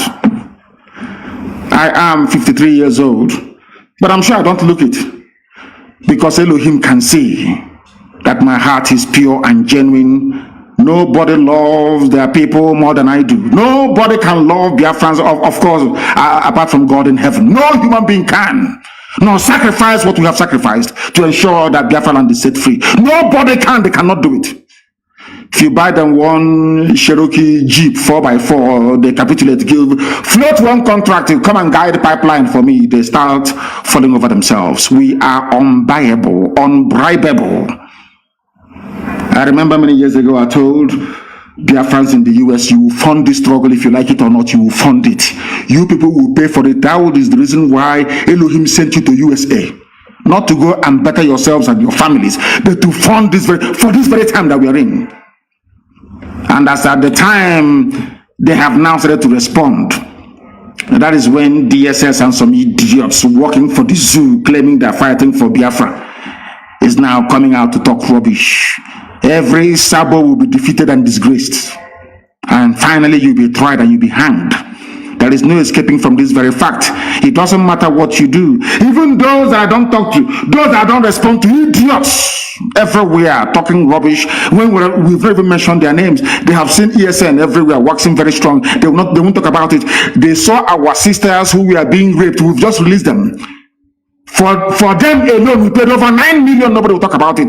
Nobody will come to IPOB and say, all this money you're spending to release people from Abuja, where are you getting it from? Nobody will ask that stupid question. Because they are idiots and they are fools.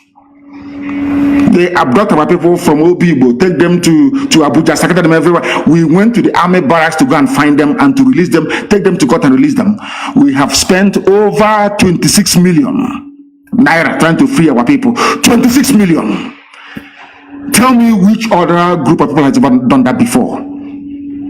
Both those who are not IPOB, we release everybody because all are Biafrans. You see why Chukwukikabiama love and bless us always? Because our heart is clean. Ask all those people released from detention, has any of them before been to an IPOB meeting? Most of them, no. They just set them on the streets and they took them. We released them. Paid a whole lot of money to release them. Money that belongs to IPOB family worldwide. Ask the hotelier, they give him money to run Biafra, he will be busy building hotels and hostels. That is why nobody takes him seriously. That is why nobody follows him anymore. That is why he's afraid. He thinks I will go after him. I'm not going to go after you. Elohim will kill you. You will die and vultures will eat your flesh. I can't go after you. Irrelevant. Idiots, I don't even mention their names. They'll be yapping rubbish every blessed day, including the pig in the creek. Talking rubbish every blessed day. You have eaten your money and built your schools in Cotonou. So why are you bothered about freedom? You don't know that those that gave you that money, they understand you very well. How many times did they come to me? They offered me Biafra of Igbo territory alone, Southeast, and I said no. Because there are Igbo people everywhere. We are all Igbo people, if you like it or not. At the end of this very day, of course, you come to the very realization that what I'm saying is correct. I said no, I want the whole of Biafra. They gave me all their money in the world and I said no. Not once, not twice. I said no. They ran to my parents to go and bribe my parents, and my parents said no.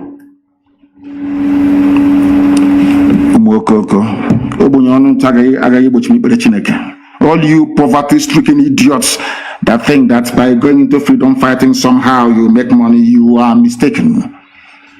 You are grossly mistaken. You don't know what you're in for. Believe you me. We are the children of light. We answer that name for a reason. The children of the Most High. That is who we are. And that is why we are here. Our lines are open now. Please, you may call us. If you call us, we will, of course, take your call. And some of you, I may even extend you the courtesy of having to return your calls. Please, one at a time, I beg of you. Some have been calling and calling and calling. Once I accept you, because it is signal, you need to be accepted. Once I accept you, then you can then call. You can call, please. Once I accept you, you can then call. I have a caller on the line, please. Give us your name and where you're calling from, and then ask me a very difficult question, please. Even if it is rumor or gossip, ask and I will answer you live and direct so that the whole world can hear. Morning, sir. On the member by Your Excellency, I am Evangelist Susan Akunwokike calling from Biafra land. Thank you, guys. Protect and keep you. You will lead us to Biafra. Please, my simple question is about the fasting and prayer. Some people said it has started. No, it hasn't. So it has not started yet. Please. When it starts, I will announce it live on air on this glorious platform that God Himself has made. I will announce it. We have not started. Thank you, sir. Thank you very much. I will be in Israel to announce it. And then we will start our fasting and prayers from there. Thank you very, very much. They wanted clarification. I don't know why our people sometimes do not pay attention, they do not listen. I don't understand the reason why. I have another caller on the line. This caller, can you hear me? Give us your name and where you're calling from, please. The caller on the line, can you hear me for the last time? Can you hear me? No. He is listening via his system. Perhaps he is joining us for the very first time and do not understand that once your call is taken, then you begin to speak. That was the reason why I had my secretary try to do not call again. If I accept your call and you do not speak immediately, then I will no longer take your call. The caller on the line, can you hear me, please? Your name and where you're calling from? Good morning, my leader from here. My name is Pastor Jack, and I'm calling from Lagos. Thank you, thank you, sir. I want to first of all appreciate you for your enormous work, and to continue to keep you until lead us into Biafra. So my question this morning is, sir, also Dimba, the Fulani administration in Imo State is becoming, in fact, it's not only becoming, it has become a problem to us. They are profiling our people and abducting our people. Is there not anything we are going to do to actually tell this Janjaweed slave that Imo State is Biafra land and we cannot run away from him, rather he will run away from us? And secondly, I want our people to continue to support ESN to get them more equipped, because we don't beg anybody to support ESN. If you don't support them, Fulani will take over your land. Why are you begging? I'm not begging anybody to support. Why should you beg anybody to support? Is this some kind of charity that we had? No, don't support ESN now, and Fulani will take over your village. As simple as that. It's not a question of begging, and why should you beg anybody to defend his father's compound? Don't beg anybody, please. Regarding the idiots, the Fulani imposed administrator of Imo State, that very fool, that original 419er. That same person that George Obiozo took to Fulani Janjaweed to make him the governor of Imo State from number 4 to number 1. Very soon he will know that Imo belongs to Biafra, not to him. He will understand that. No, he will understand it very clearly. Now they are abducting. Vanguard won't write about it. No Zoo newspaper. BBC but cannot go to investigate. No, because they are working for new colonialists. They understand what Biafra portends for the freedom of black people, not just in Africa, but the whole world. They know it. And they are fighting tooth and nail to try to stop this unstoppable movement. Hope Uzodema will pay very dearly. I am telling them now, they will pretend they've not heard anything. Any day will respond. You see every manner of idiot will rise up to speak. Now they are profiling and abducting people at all the entry points into Owerri. Nobody will say anything. That is the thing about black people, and that is why they are the lowest of the low in the whole world, because of their evil nature. When they see evil happening, they keep quiet. That was how slavery was sustained for centuries, until England, of all people, said no to it by abolishing slavery. In fact, even some black people were upset that slavery was abolished. We have the mentality of such people still with us till this very day. Hope Uzodema will pay very dearly. I'm saying it live. This damn do not call. Once we call you and you don't pick your call, that is the end of you. That is the end of you. You can no longer call. You can know. I said no WhatsApp call. It's only on Signal. No WhatsApp call, please. Only on Signal. You can only call on Signal. No WhatsApp call, only on Signal. The caller on the line, can you hear me, please? Your name and where you're calling from. Good morning, sir. My name is Wisdom, and I'm calling from Umuahia. Wisdom from Umuahia, please go ahead. What is your question? I just want to thank you for the good work you are doing and what you have been doing for us. May Chukwu Kikabiyama bless you and continue to bless you. What you went to do the time you went to Abuja to negotiate for. Negotiate for what? All right, you went to for restructuring so that the seaport will be opened in all these our coastal region. But our brothers, they don't understand this. They are deeply so. Even today, they increased the fuel, the price of fuel to 212 naira. We are really suffering in this country, and they don't know that we are suffering. People don't know they are suffering because they prefer to live in denial and stupidity. Sometimes you stop blaming those in Abuja, you stop blaming the Fulani Janjaweed, and we start to blame ourselves. How did we get to this position? That is exactly the reason why I was admonishing Vanguard newspaper and all the journalists in the zoo. They are part and parcel of they do not enlighten and educate the people as to their rights and their privileges. They should be enjoying as citizens of any country, anywhere in the world. They have failed very woefully, and that is why people are suffering. The same fuel that was at 86 naira, and the Fulani Janjaweed said Jonathan must go. It is 86 naira, it's too high. I will bring it down to 40 today. As you're saying, it is at 200 and something, 212 or thereabout. And the people are walking about as if nothing is wrong. That is the brain of a black person. That's what we're seeking to correct. That is the reason why black people are the lowest of the low. They are poor. They see something and they fail to act upon it immediately. This type of nonsense cannot happen in any white man's country. It's not possible. It can never. People will come out and protest. But in the zoo, they cannot protest. When they come out, the time we join their end side, they said, oh, IPOB has come to hijack. And we said we will not participate in the second one. Look, the second one only lasted for 45 minutes, and they ran them up because they don't have the mental toughness needed to propel a mass revolution. Only IPOB can, and they know it. I say it without apologies to them. Only IPOB can effect a revolution. No other group of people can. It's impossible. I'm not boasting, you know it's true. Go and try and see. That is why they are making every effort to try to subdue what we are doing by lying to everybody. Barefaced lies. And Vanguard was busy publishing such junk. Unbelievable. This person called Dan. I am going to block you. I took your call a while ago and you idiotically did not answer. The person on the line, can you hear me, please? Your name and where you are, if you may. Good morning from here. I'm from here. I'm calling from Malaysia.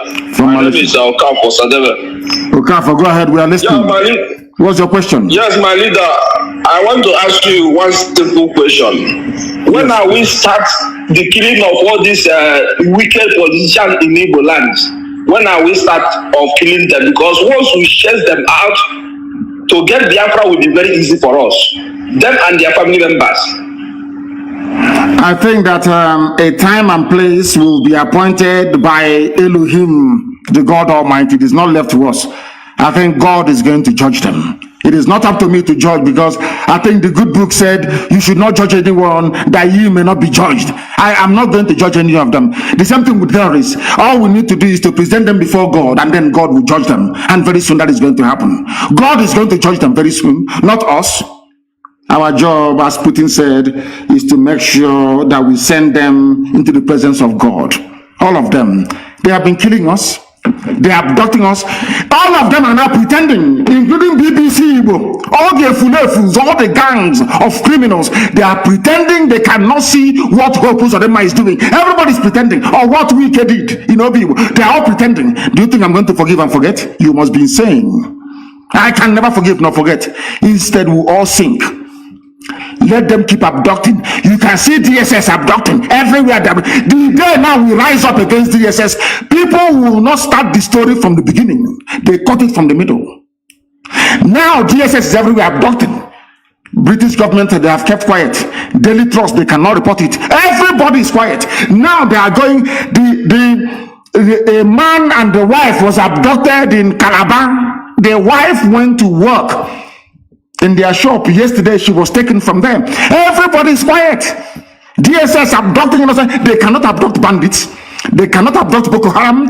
They cannot abduct all those sponsoring bandits and Boko Haram in the north of the zoo. It's only in our land that you see DSA director, a Fulani man, one idiot called Haruna in Imo State, abducting people, and all of you are now keeping quiet. Any day we respond now, you see all the idiots, they will rise up. And we are going to respond very soon. Useless zoological republic. You people have not seen madness. You are going to see what is greater, or should I say worse than madness. The caller on the line, can you hear me? Good morning, sir. Good morning to you. Your name and where you're calling from, if you may. I am Mazi Moses Teledo. I'm calling from India. From India, please go ahead. We're listening. The world is listening, of course. Go ahead. Yes, Mazi. I want to just make a suggestion. This suggestion is all about our brother and our uncle, Agro Yurosi, who died as a child of circumstances, because I am aware that he is not involved in the coup, and this is a man who commanded the United Nations Army for good 4 years. The coup plotters did not involve him. The Janjaweed, they planned and they killed him. So I want him to be immortalized. It's my suggestion in the land of Biafra. And secondly, the war museum that is in Omahia is tagged Nigerian National War Museum. That is Biafra National War Museum, where Ojuku, everything about Biafra was, stationed. So I want all those places, I want Biafrans to take over that place. Secondly, we are earnestly expecting you in India. Thank you, Mazi. God bless you. God will continue to protect you. No evil plan of the enemy will come close to you until Biafra is restored. And beyond, he said, thank you very much for that. On the first one about my great uncle, Agironsi, the only battlefield decorated general in the history of Nigeria. He is the only battlefield decorated general. The only man that earned his stripes, his rank in the battlefield. The rest are all quota, including Buratai that just left. That specialize in killing civilians. Agironsi went outside Nigeria to go and fight in the Congo. Commanded the UN there admirably, and he was made a general. Not all these paper general. That is one thing they don't like about us. That is one thing. I mean, in Britain, there are good people, but always the evil ones overshadow the good people. As I said, in the main, English people are very, very tolerant, very wonderful people, unbiased. But there are, say, pockets of evil amongst them. Agironsi was decorated in the battlefield of Congo, where he fought. Tell me any Fulani Janjaweed that fought outside Nigeria before. None. It is only by killing civilians.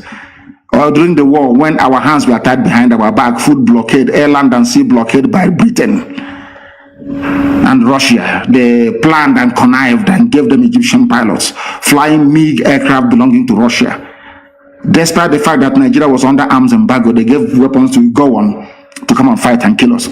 But our uncle made a very big mistake. He's from my clan, from my mother's village.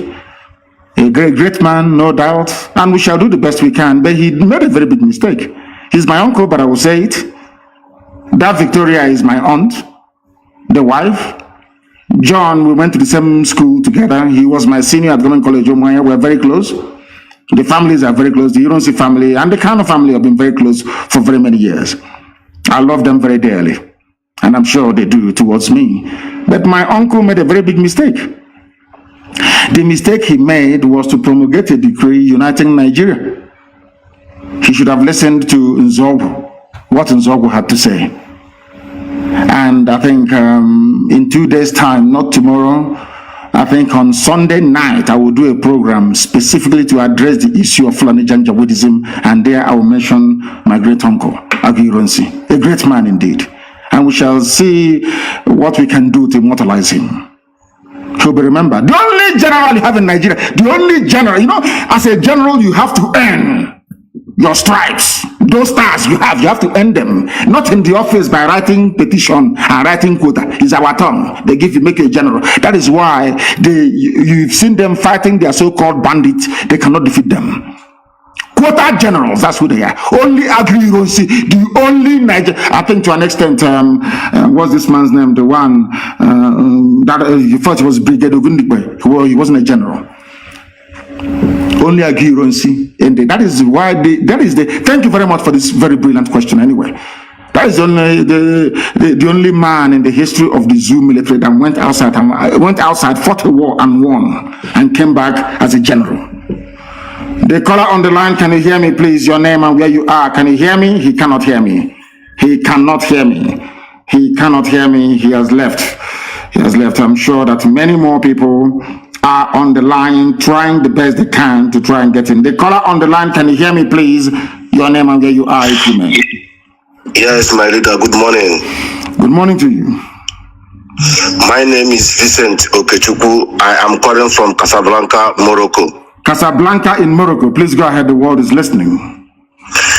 Yes, my leader. History have it that when Jewish state want to restore their state, the unknown gunman kill all those who do not support in Jewish state. This is high time. I just want to make a contribution. This is high time we kill every garden shit that is not supporting ESN and IPOB in Biafra land, especially the eastern governors and all those people, including Joey Bokwe and everybody. Those people that are talking rubbish against ESN and IPOB must go down. We have to send them to God for judgment. That's what I want to contribute, my leader.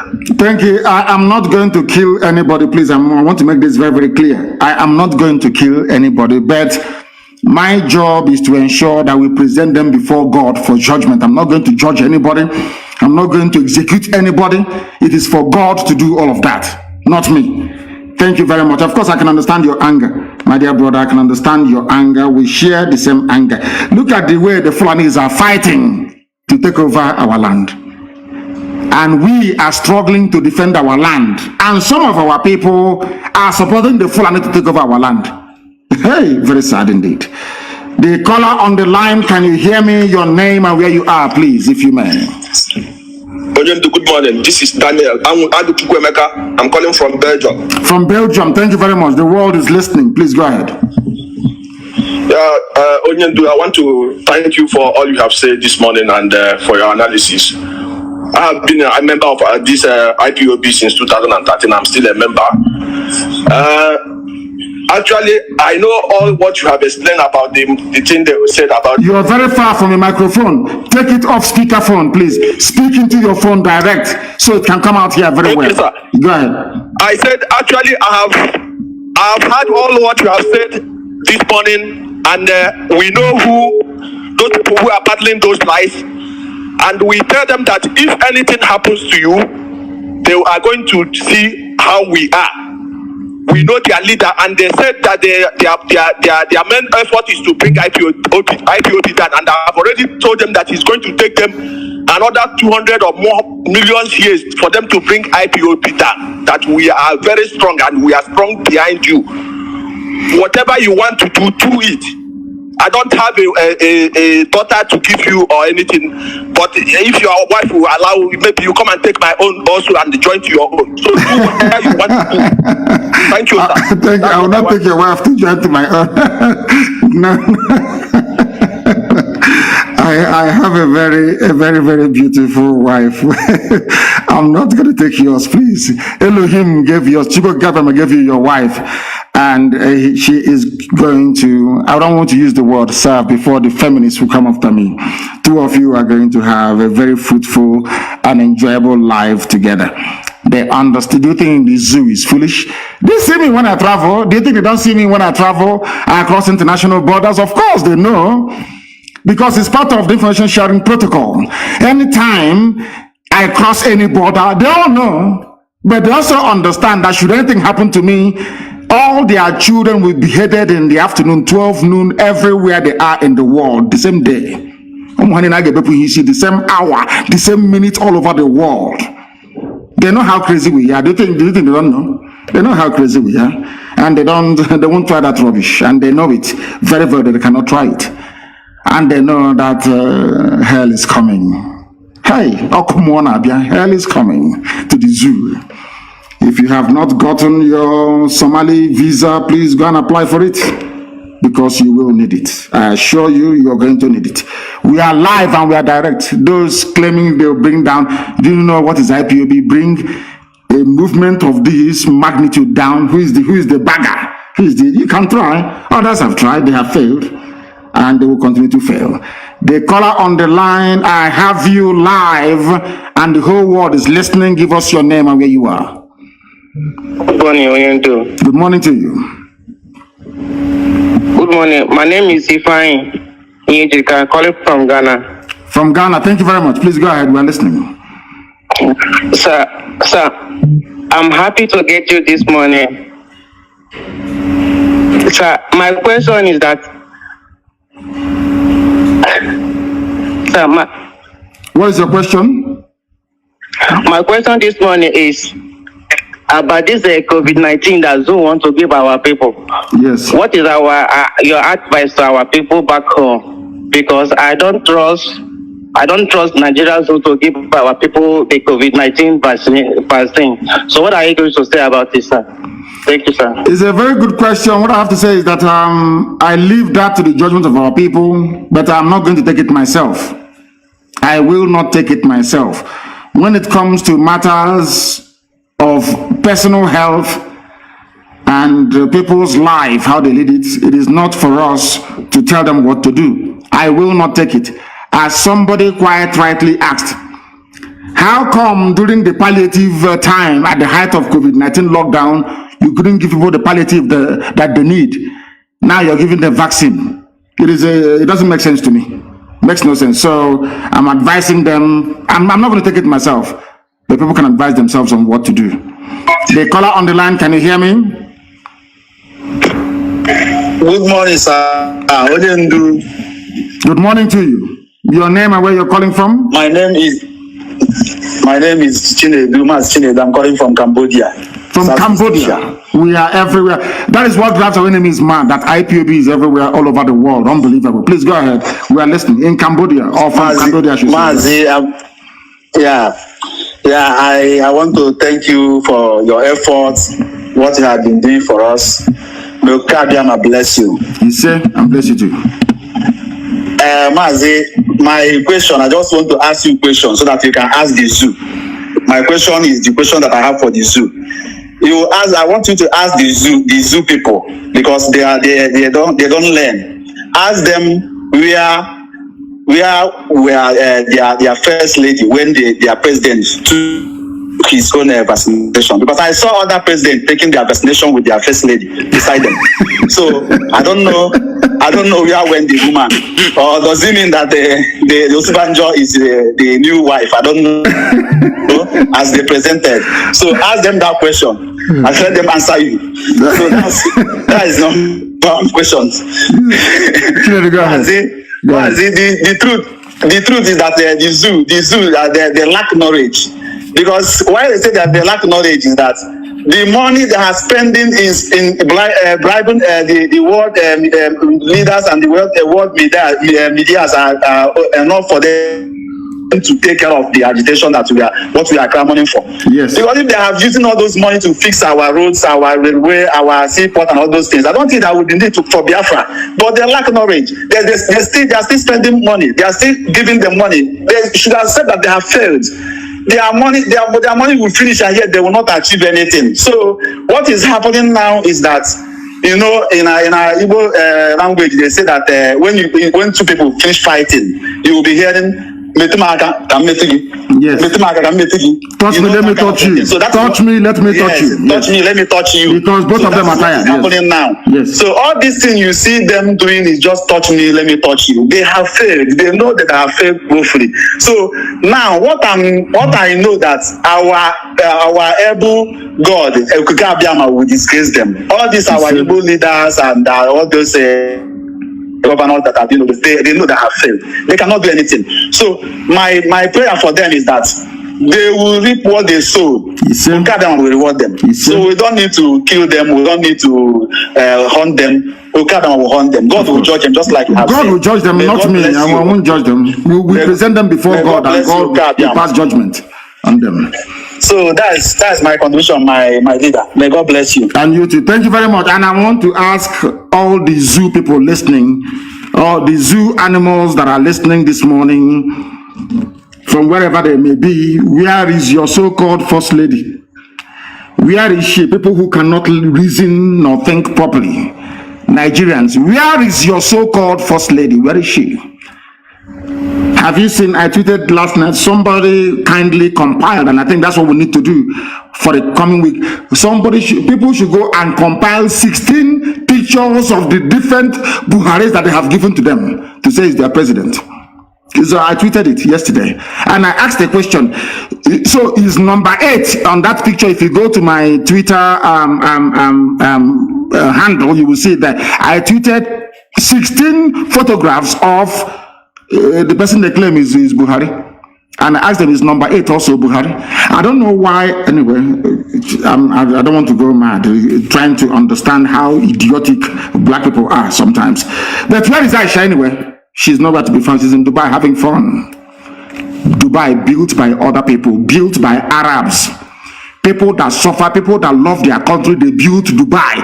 UAE made it great. All you can do as a useless nigger is to run there and go and be enjoying without shame. That's where Aisha is. Is Dubai now the new Nigeria? Of course, who knows, it may be. After all, Kempinski Hotel in Dubai is owned by Atiku. The caller on the line, can you hear me, please? Your name and where you're calling from. Yes, good morning, sir. Good morning to you. I'm calling from Sapele, Delta State. From Sapele? Sapele is in Biafra land. Please go ahead. We are listening.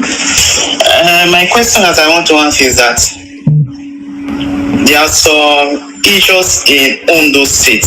When Biafra comes, will they join?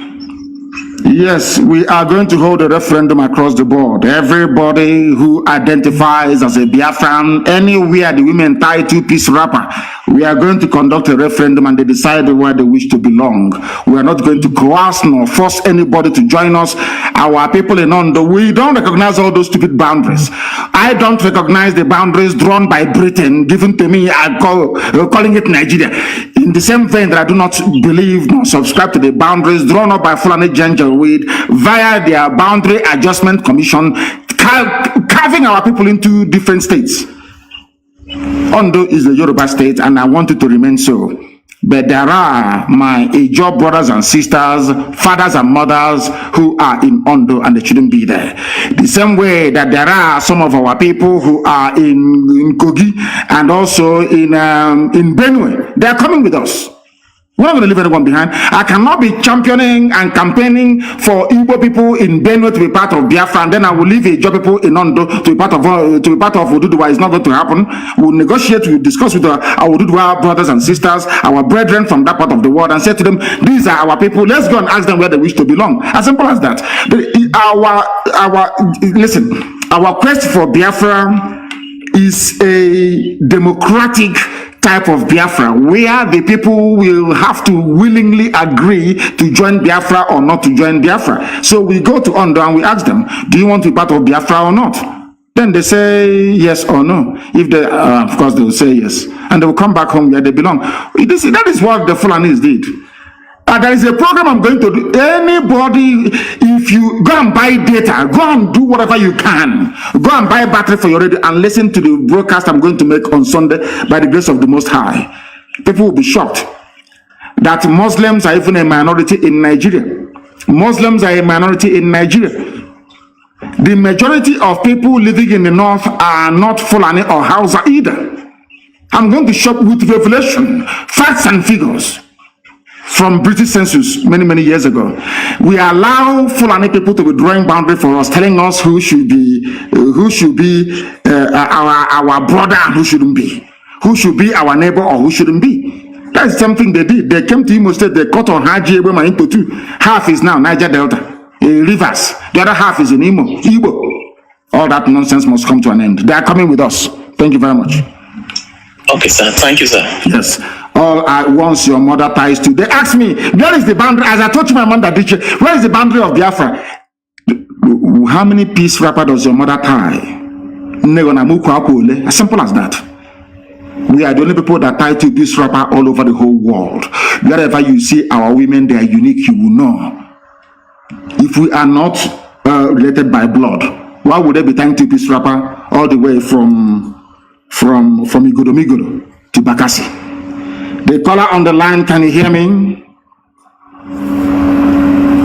I have a caller on the line. Can you hear me? Hello. No, he is wasting too much time. If you're calling us, you need to be agile. Don't behave like a zoo person. Here we are agile because we are Biafrans. Be agile. Once we pick your call, you start speaking immediately. If you do not speak, your call will be terminated. That is who we are, and that is the way we roll. If you do not understand that, then there is a very big problem. We are live and direct this morning, and the whole world is listening. Too many calls are coming in, and of course, jamming the line as always. We even prefer it that way.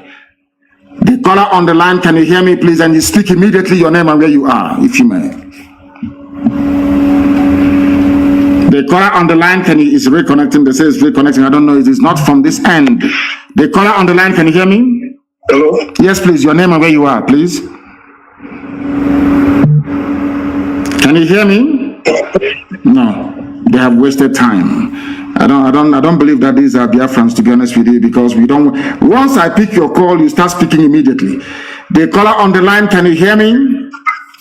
Hey, Mazi, good morning. Good morning to you, my dear sister or mother, depending on your age. Where are you calling from? Yeah, my name is Maada Chuku. I am calling from Caribbean. Which part of the Caribbean? Are you in Jamaica? Are you in Barbados? I am calling from St. Lucia. From St. Lucia, thank you very much. Maada, we are listening. So in which case you're my sister. Please go ahead, we are listening. What do you have to say? Yes. Okay, my question, what I'm saying is that the problem we have with our Igbo governors is not only Opus or them, all of them, they are all doing the same thing. All of them are doing the same thing to us. So what we are doing, we asking God to judge all of them, not only Opus or them. If you understand what I'm saying. Of course I do. They are all in it together. They are all in it together. You are calling from St. Lucia. Do we have of course we have IPOB family in St. Lucia, is that correct? We have IPOB in Jamaica. In Jamaica? And Trinidad, we are all together. All together. We have presence in Jamaica. How about, you're calling from St. Lucia, is that correct? Yes, remember it's an island, so we are not many here. So, but all the it doesn't matter how many you are. All of you must have an IPOB family in St. Lucia. Even if it is yourself, your husband, your boyfriend, whoever, your child, you must start IPOB family in St. Lucia. And I want it to be independent of the rest of them. I know we have significant presence in the whole of the Caribbean, but I want a family in St. Lucia. And thank you very much for calling. I'm not married. I'm a nun. So we are the sisters. You're a sister. Your people are the people praying for us 24 hours a day. Is that correct? Yes. And we are following everything. We're following everything. Thank you very much, my dear sister, because it is what people don't understand is this. In every country doing well around the world, there are those praying 24 hours a day for them. Their job is just to pray. Nothing more, nothing less. That is what I want people to understand. So all our sisters, all our nuns praying for us. May Chukwukikabiyama bless each and every one of you. And your prayers are working. I want you to understand that your prayers are working. All our sisters, those in the USA, those in Brazil, and now some of you in the Caribbean. I'm not sure I've spoken to any nun before, any sister from the Caribbean, but I've spoken to those of them from Yes, I've been calling you before. You've been calling me before? Thank you very much for that. I can recall those in Brazil and those in the USA, and I thank you very much for calling, and continue to pray for us. Continue to pray for the restoration of Biafra, and may Elohim guide, protect, and keep you now and always. He said, thank you very, very much. Our sister, a reverend sister who is praying for us. There are many of them all over the place, scattered all over the world, praying every blessed day. The caller on the line, can you hear me, please? Your name and where you are. Yeah, Mazi, good morning. Good morning to you, Mazi, good morning. I'm Nicholas Onunko from Germany. From Germany. Please go ahead.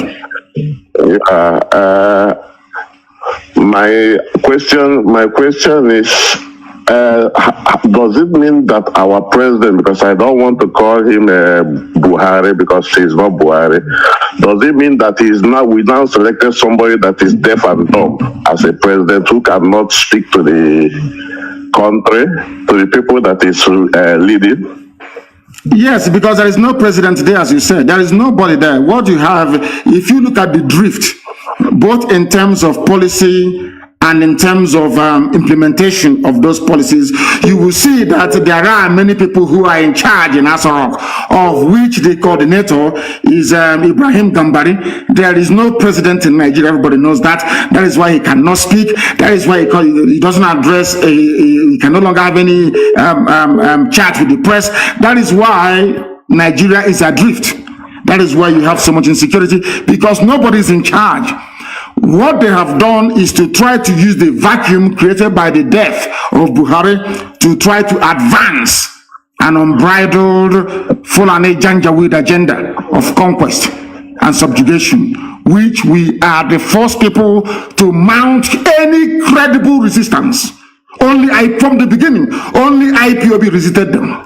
And we are resisting until tomorrow. We will continue to resist them until tomorrow morning.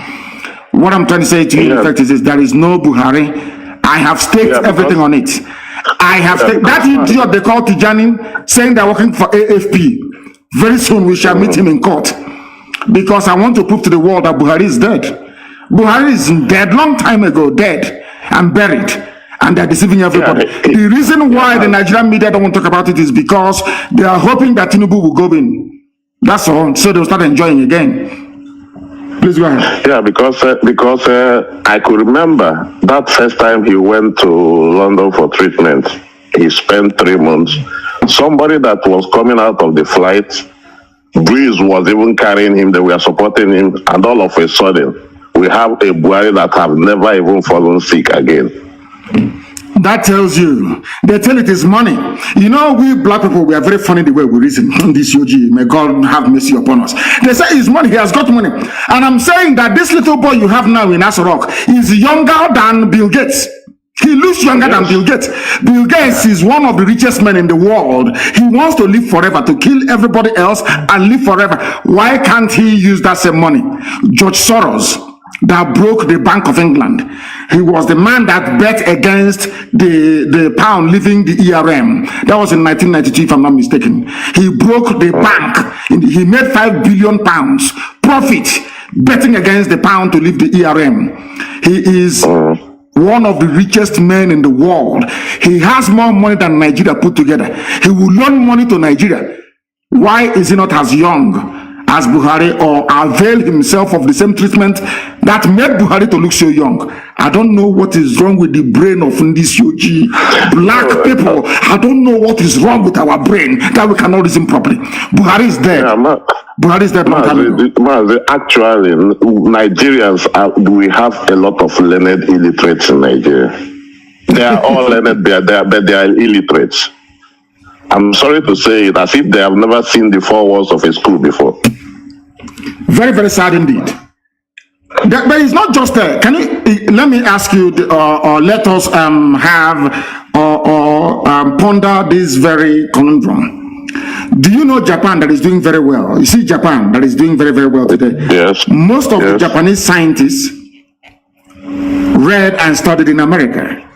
They went back to Japan, they replicated what they learned in America. And other Southeast Asian countries imitated what Japan did, and today they are all growing and doing very, very well. Now, you hear our people tell you, oh, I went to Yale, I went to Harvard, I went to Cambridge, I went to Oxford. But your mates that went to the same school as you did, look at their countries. But look at the zoo, where you claim you're learned. As you said, what we have are learned illiterates. Illiterates, yeah, honestly. I met somebody from Liberia in London many years ago, in England, many years ago. We were in a restaurant in the evening eating, myself and my friends. And he came there and we were all introducing ourselves. And he said to us, I remember very vividly, he said, very clearly, I should say, anytime I meet any black person and you introduce yourself as a professor, I will slap you regardless of where you are. And I asked him why. He said he doesn't care if he goes to jail. He said anybody in this place now we are eating, if you say if you're a black person and you say you're a professor, I will come and I will slap you. And I asked him why. He said that we blacks have not grown to the stage of having a professor because those we had in the past were all useless.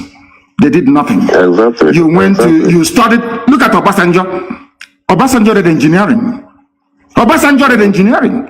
But ask Obasanjo now to build one bridge linking his farm to the next village. He cannot build it. He's an engineer in the military, eating money and serving neo-colonial interests. Very, very sad indeed. Thank you very much for your insightful call. Thank you very, very much, our dear brother.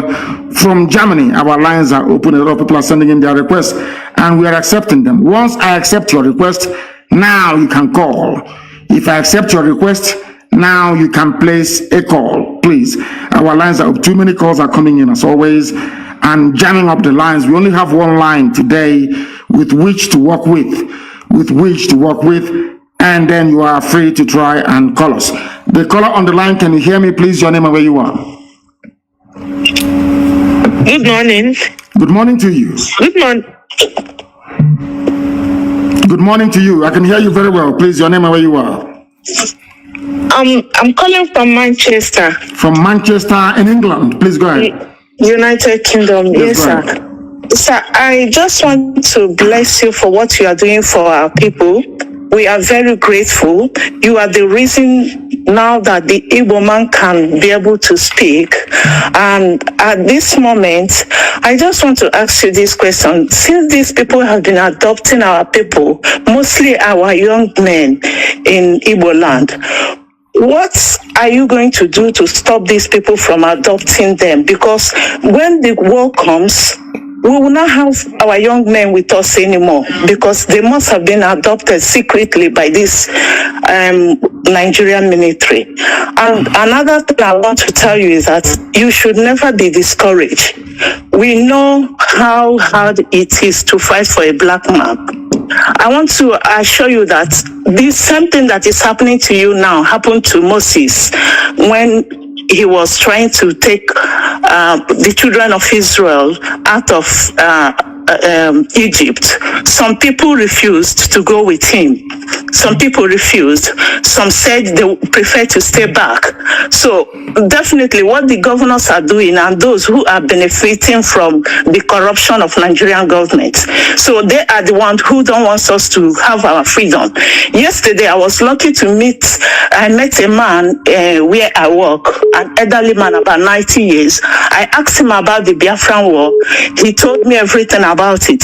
So I now told him that, do you know that there's our youth now, they are fighting back, they are agitating back for our freedom. He said, yes, we should never give up, that we should continue, that definitely we will have Biafra.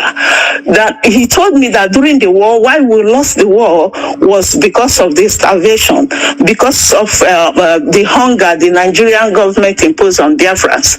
And he also told me that if we have held on, that we would have won the war. Then he also told me that if we eventually become a free nation that we will enjoy. I'm telling you the truth. I just told my husband about this. I work in the hospital. So after speaking to him, I have a bit of relief knowing that surely Biafra will come. Is that person a white man or a black man? This 90-year-old you spoke to, white or black? He's a black man. He's a black man. Is he a Biafran or a West Indian or from where? Where is he from? He's from Abia State. He told me the story. He's 90 years old. What is he still doing in England? 90 years. His family is here. He's living with his family. Okay. That is an example of what will happen to all of us if Biafra doesn't come. At the age of 90, when you should be in the village blessing the young generation, they'll bring you hot drink and you bless them, you will be abroad wearing blankets because it's very cold. That is what we are fighting. So he knows what he's talking about. We are going to make it possible for such people to come back to our land and bless our land. That's what we are fighting for. That was the reason why I asked you, how can a 90-year-old be in somebody else's land? Have you seen a 90-year-old white man anywhere in the zoo? No. Exactly. Sir, and as well, our people has to reason. Like my very self, each time I remember that if we don't get this Biafra, our children will end up staying here. And if they continue to stay in abroad, definitely they are blacks. They will also treat them the way they are treating us now here. You can see what the royal family and Prince Harry's wife, what just came out of whatever they are doing. Even though we know that the press here is horrible, we know that then the secret of the asking about the color of the child and whatever they ask her. This is also what our children will go through in years to come. So please, we are really hungry for this freedom. We are really hungry so that my children can go home and live in my own. When I exist, they can live in Biafra land as Biafrans. And my children, I've started telling them everything about Biafra. I've told them the little they know you, and they are happy. They are willing to go home as soon as Biafra comes. So, Mazi, I am so grateful. Today, I am blessed to have spoken to a chosen one. You are indeed a chosen one. God has blessed you. You are uniting all Biafrans everywhere. I saw a Bini, Edo, or a Godomigodo man. I spoke to him. He said, yes, he believes in Biafra and he's one of us. So our people are now reasoning. They are trying to come in terms that they are all Biafrans. In fact, may God bless you. May God bless you. I am willing, whenever the time comes, I am willing to go home. I will keep my children here. I will go home and fight for Biafra. If I cannot handle the gun, I will volunteer myself to treat, or I will volunteer to be a cook for those who will handle the gun for them. Thank you very much. It's a promise I'm making. I know, Thank you. I welcome it. I welcome it. Thank you very, very much. I enjoyed your call, to be honest with you. Thank you very, very much, our dear sister. Thank you so much. We are live and we are direct. As I said before, our job is to present all these efulefus, all these criminal conspirators before Elohim in heaven. Then only him can judge them. The caller on the line, can you hear me? Yes, I can hear you, Mazi. Good morning from India. Good morning to you. Good morning to you. Go ahead. Mazi, my name is Mazi Okibaram Chedozie. I'm calling from Noida, India.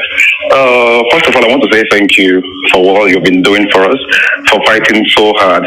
And I happen to be a principal officer. So what I want to ask this morning is that, Mazi, when you started this program, I believe that it's quite tough.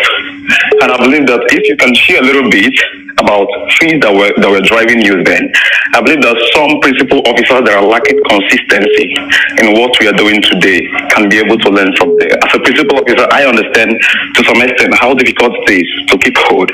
So I don't know if you can be able to enlighten us from there that nobody believed in you, that you look like you are alone.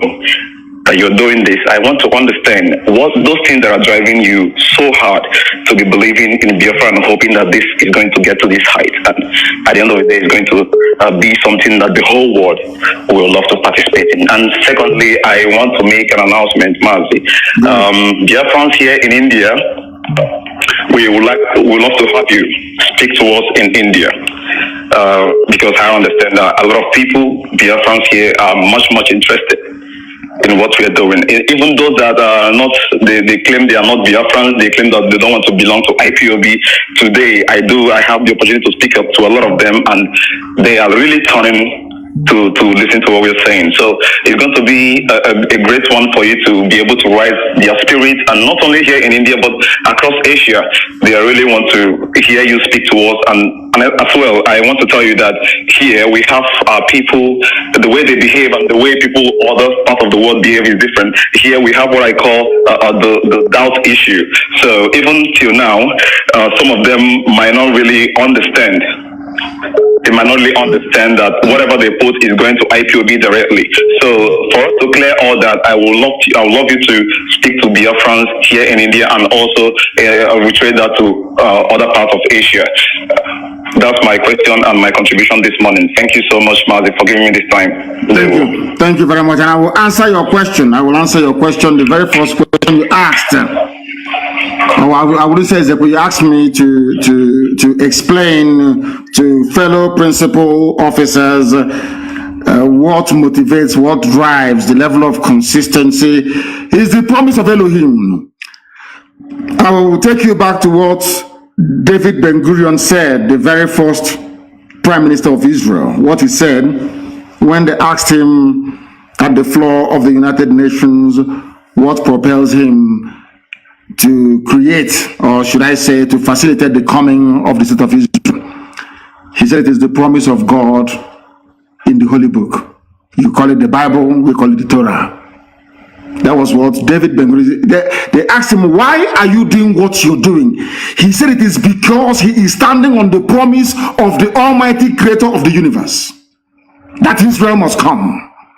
And on the same, should I say, pronouncement, I anchor my very firm belief in the coming of Biafra. I told you before that I read a book, or should I say a pamphlet, 1985 Ajoko lecture, delivered by Professor Donatusi Bemoga. I was traveling from Umuahia to Owerri. I was in a Hayas bus, and I was reading that very pamphlet. I'm not going to tell you how, of course you can work out how old I was in 1985. I think I then barely turned between 17 and 18 years of age. I read that very pamphlet, and it had a very profound effect on me. In that very lecture that Professor Donatusi Bemoga delivered, in that man, in one paragraph, summarized what was happening to us as a people, because every 1 kilometer was a checkpoint. Extortion, harassment, intimidation, and from childhood, I never wanted anybody to be maltreated. I hate it. I hate injustice from childhood. And what we are doing today, what I'm doing today, is a manifestation of that very orientation that I had. You know, in my house, we used to have a lot of helpers, you know, either people from my mother's side or people from my father's side that will come to help, you know, as house help, you know, help, all the rest of it. I had one. His name is Igwach, and I'm sure he's listening to this very day. His name is Emmanuel. Roughly about the same age as me, he came from my mother's side to help us in our house. We had a very huge household, so to help with the chores. We went to fetch water together. We ate from the same pot. We wear the same clothes. Sometimes we exchange clothes. During holiday time, I would go to his house for holidays. He was not serving me. I wasn't serving him, because I did not believe that another person's child should come to serve another person's child. I don't believe in that. Even at that very small early age, I believed in the equality of all men and women before God Almighty in heaven. I hated injustice. I read a lot of books. At the age of 12, I read George Orwell's Animal Farm, where some animals were bigger or greater than the others. I hated it. And at the age of 12 years old, I despised communism and socialism. At the age of 12, can you believe that? At the age of 12, I hated communism. Of course, I was at Government College where we were encouraged to read. And we read George Orwell's Animal Farm in class 2. Now, I want to tell you that you must have it in you to love your people. It is not something you are taught to do. You must have it inside you to love and to serve your people. If you are living in India and India is doing very well, people are living in Malaysia, living across the whole of Southeast Asia, and that those countries are doing very well. If you want to live there without replicating those things back home that is making you to enjoy life in those places, that means you are an evil person, shouldn't serve. Allow me to repeat. If you travel to America, you travel to Europe, you see skyscrapers, you see wonderful roads, you see beautiful bridges and beautiful houses, you fail to bring it back, or you fail to think, how can I take these things back to Zombe? That means you are not cut out to serve your people. Because as a servant of your people, anywhere you see something good, you want to bring it back to your own people. Therefore, those who are called into service are those who are naturally made and built for this very calling. But it is very, very, I understand what you're saying, is very difficult. Sometimes it's very hard. Our people can be very, very frustrating. Do not look at people. Look at the end goal. Always focus on the objective: freedom, freedom, freedom for everybody. When Biafra does come, of course it's going to come. When it does come, eventually, let me tell you how I console myself sometimes. Look at the way we revere, we love, and we venerate Ujubu, and he did not get us Biafra. Look at the way we love and venerate Timothy Onwatuebu and all those that fought. Imagine the love we have for Colonel Achuzie and all the rest of them. The love we have for Mobosi and all the rest of them. Remember the love we have for the lives of Madiebo and all the rest of them. Did they get Biafra for us? The answer is no. Now imagine what will happen to your name when Biafra comes. Forever, you see the way that the Bible till today, have you forgotten about Moses, Joshua, Caleb? Have you forgotten them? You have not. These are people that fought and released Israel, the children of God, to inhabit the land that God gave to them. Till today, we remember them. Let me tell you the truth, honestly, before heaven and this earth, anybody who is part of this very movement, from the highest to the lowest, there will be a time when your grandchildren will go to school, or your great-great-grandchildren will go to, they will ask them, was your mom or dad part of IPOB? That will be all you will require in life to succeed. In other words, if you are serving IPOB, if you are in IPOB, you are preparing yourselves for immortality. This flesh may die, but your name will live forever and ever. Because we appreciate. Let me tell you, there is something our people don't know. Despite our stubbornness, our high-headedness, our sometimes very difficult way of understanding each other or doing things, our people are very, very appreciative of those that serve them in truth and in every honesty. That is who we are. Our people never forget those that serve them honestly and diligently. The same way we remember Mbakwe till today.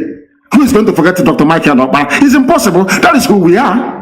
We never forget those that serve us in truth. We know that Okpara served us in truth and in every honesty. He built our land. We know that Mbakwe came. Exactly what I told you before. What is it that Okpara and Mbakwe have in common? They went abroad. They saw good things abroad and they brought it back home. Why do you think that Malaysia is developed? If you're a minister in Malaysia, you travel abroad, you didn't bring back any idea, they will sack you. That means your trip abroad is a waste. What did you learn? Bring it back here. Let us replicate it.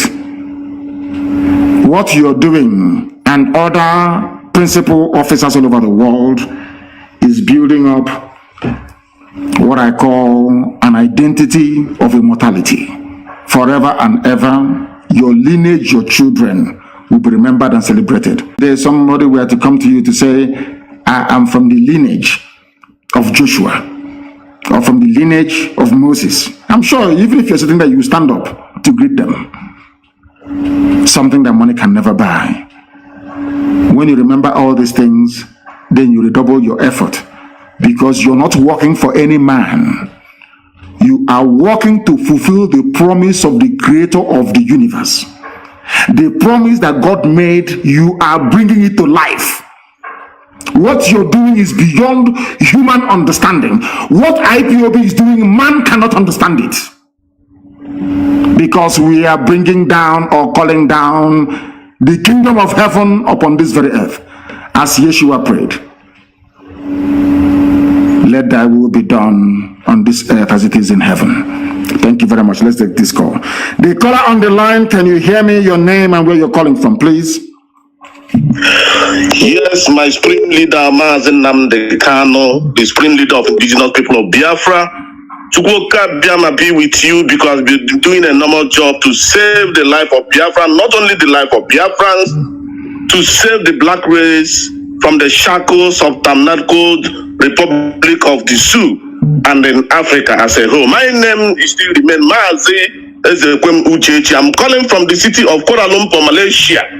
Mazi, what I want to ask you right now, you have reiterated that, you have touched it from the last caller before me, but what I want to ask, because we have known there is a lot of benefit we are going to get, but Mazi, there's something confusing me. Some of the Biafrans or some of the IPOP, those that claimed that they have joined IPOP, they don't attend the meeting. They are IPOP under oath. They came to meeting and took oath with IPOP. Some people come to the meeting from 2 years, 3 years, 6 months. They don't contribute to dime. They don't pay monthly dues. They don't pay any kind of levy you bring out or you brought out in IPOP. When you go talk to them private, they have now reminded me, don't know what you are telling me. I am IPOP under oath. They have taken oath on IPOP. Therefore, I am IPOP. You're not going to deprive me of my IPOP membership. These are the people, or he will remind you that they have been on IPOP for 8 years ago, 2017, 2015. But for since more than 5 years, 3 years, 2 years, he have never even paid common 20 common dime to his monthly dues. We don't talk about other compulsory levy. So my question is, what is the position of these people? Because if you try to talk to them even private, they will now remind you that, mind you, I am IPOP. I'm under oath. I took the oath you took with me. And some people will be trying all their best, spend their time, attend meeting, paying the dues, pay all that, even do evangelism, do a lot of things to make sure that we awaken the consciousness of our people living in, especially I'm saying this in Malaysia precisely.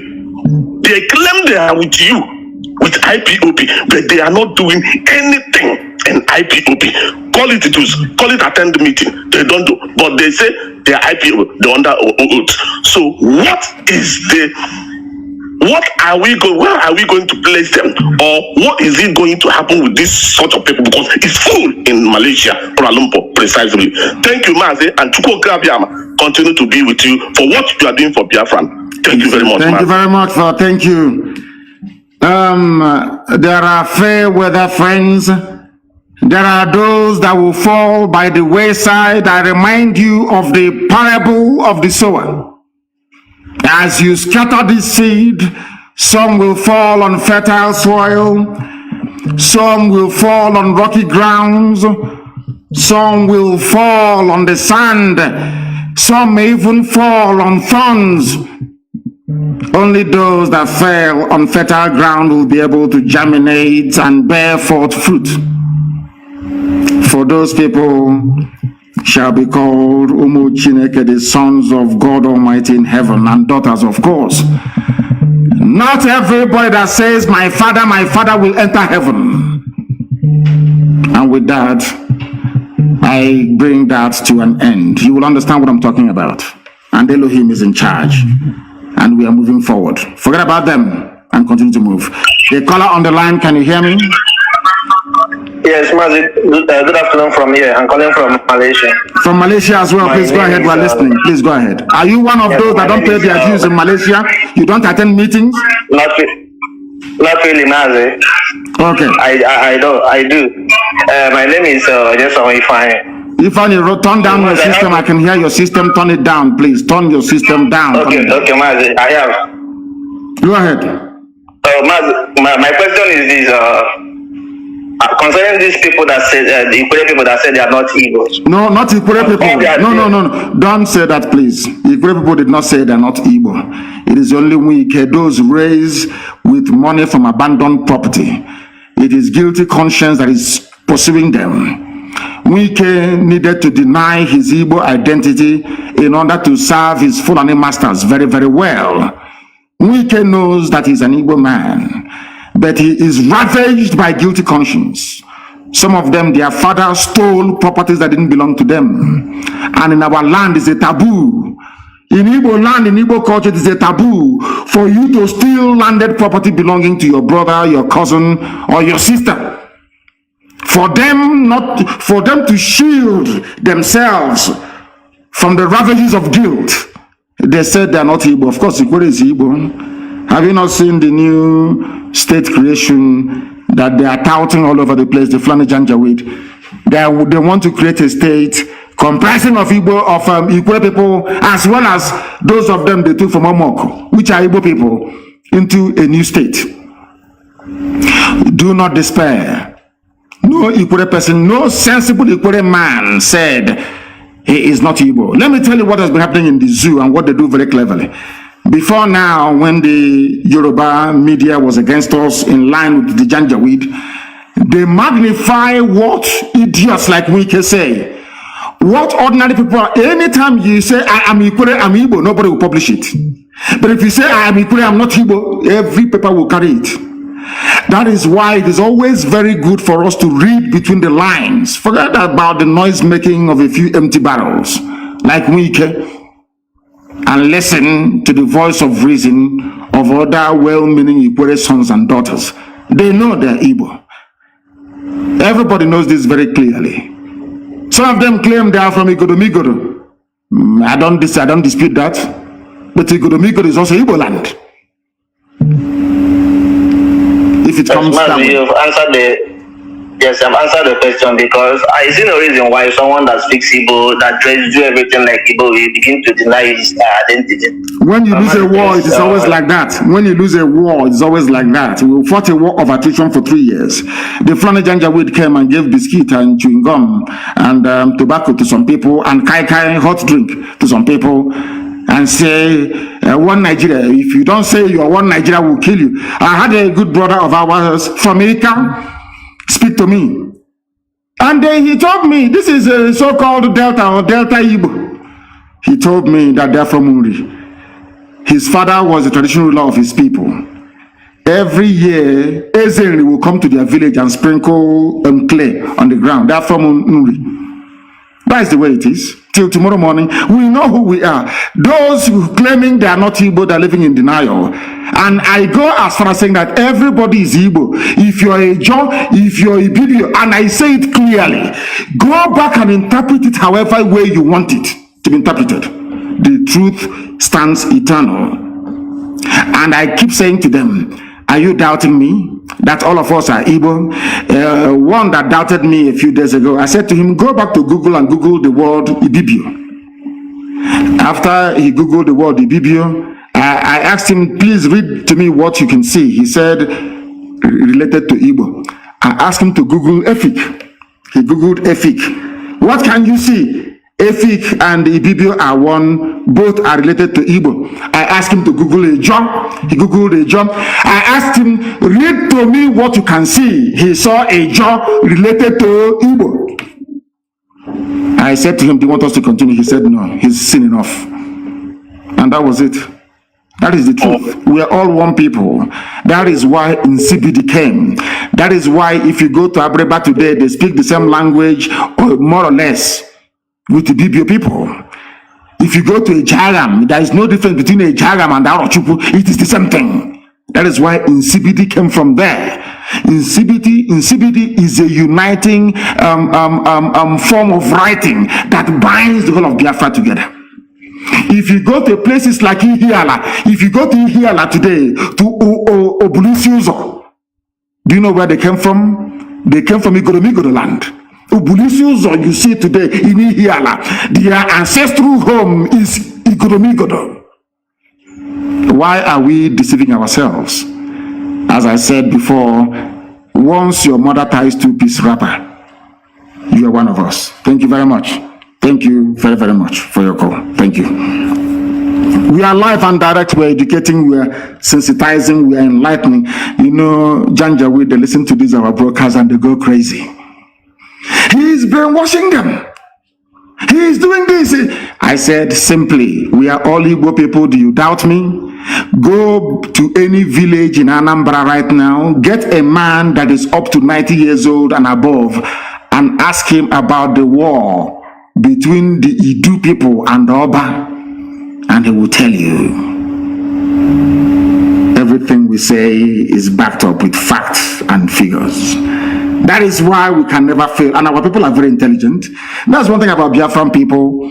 Once you make sense to them, they will understand it and they will follow you. I have a caller now on the line. This caller, give us your name and where you're calling from. We are live and we are direct and the world is listening. Yeah, good morning, sir. Good morning to you.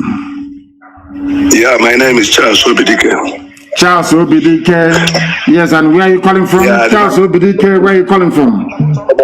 Good morning, sir. The man that told you we are live and direct. Please hold on a second.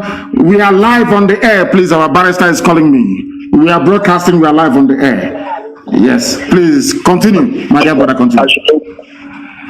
Okay, so, you know, I don't know, it pains me each time you come on air and start talking about the black man, the way they reason and all this. And I'm one of the black man, but I know I've never reasoned like that because even up to today, I am not an IPOB member. I'm not an IPOB member, but I have been following what you have been saying since 2014 till today.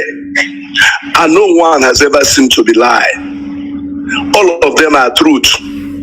And you made me to become, like as I've gone to university, more than the people that was my age mate. I'm 64 years of today. But all these things you are saying in this country and wherever you are, they are all truth. And nothing more is truth. And it pains me when anybody is making any argument concerning this, concerning that. I don't know, people will see truth, but the level we are in it today is because of our church in this country, Nigeria. They are the part of the problem. 80% of the problem, they are the one who caused it. Because in the Bible, when Elijah and Elisha and all of them were prophesying or doing the work of God, when you do something that is not good, even the king, they will go and tell him. Because I remember what happened in 2 Kings chapter 1, when a king fell from his house and then decided to go and ask the God of Ekron whether if he will live again. Elijah met his servant that he sent on the road to tell him that you should go back and tell the king, is it because there's no God in Israel? That is why you are going to ask the God of Ekron. And because of that, you will die. You will never get up from that bed. And when the man sent people to come and kill the Elijah, first 50 set of people with their captain, they died. Fire consumed them. The second one, the same thing. The third one came and began to dialogue, beg, in other words. And when he followed them, the angel of God asked him to come and follow them. And when they get to that place, he told the king rightly that because you went to go and look other God that is not God, you will die. Then today, look at people we have in our church. Somebody like Redeem, who is calling us to go and come and go to heaven, knows that there is no Buhari, and he went to Rock. And he came back, and people were asking him, what did he see there? He said he was threatening not to talk. And up to today, he never tell anybody anything. And yet they are telling us to come and bear. I have said I will no longer go to church until when Biafra come. before we know what we are doing in this country. Because it seems annoying and painful. All the people, Christians are killing in the north. Nobody is talking. No church is talking. They are building auditorium. And we are going to build 10,000 auditorium, whereas Christians are being killed in the north. They say nothing. I don't blame them. I blame the idiots that go to these useless, idiotic churches and patronize them. I blame them. But in all fairness, there are some preachers that have come out recently to condemn what is happening. There are good ones amongst them. Let us not tar them with the same brush. Just tell me somebody will look a factory closed and close the factory, then convert that factory to church and begin to pray for you to get work. Does that make any sense? You close the factory where people will be going to work. Yes, convert it to church and then be praying. If it is people that suffering to this length, they will get to understand. So I appreciate you. Only thing is that my God will continue to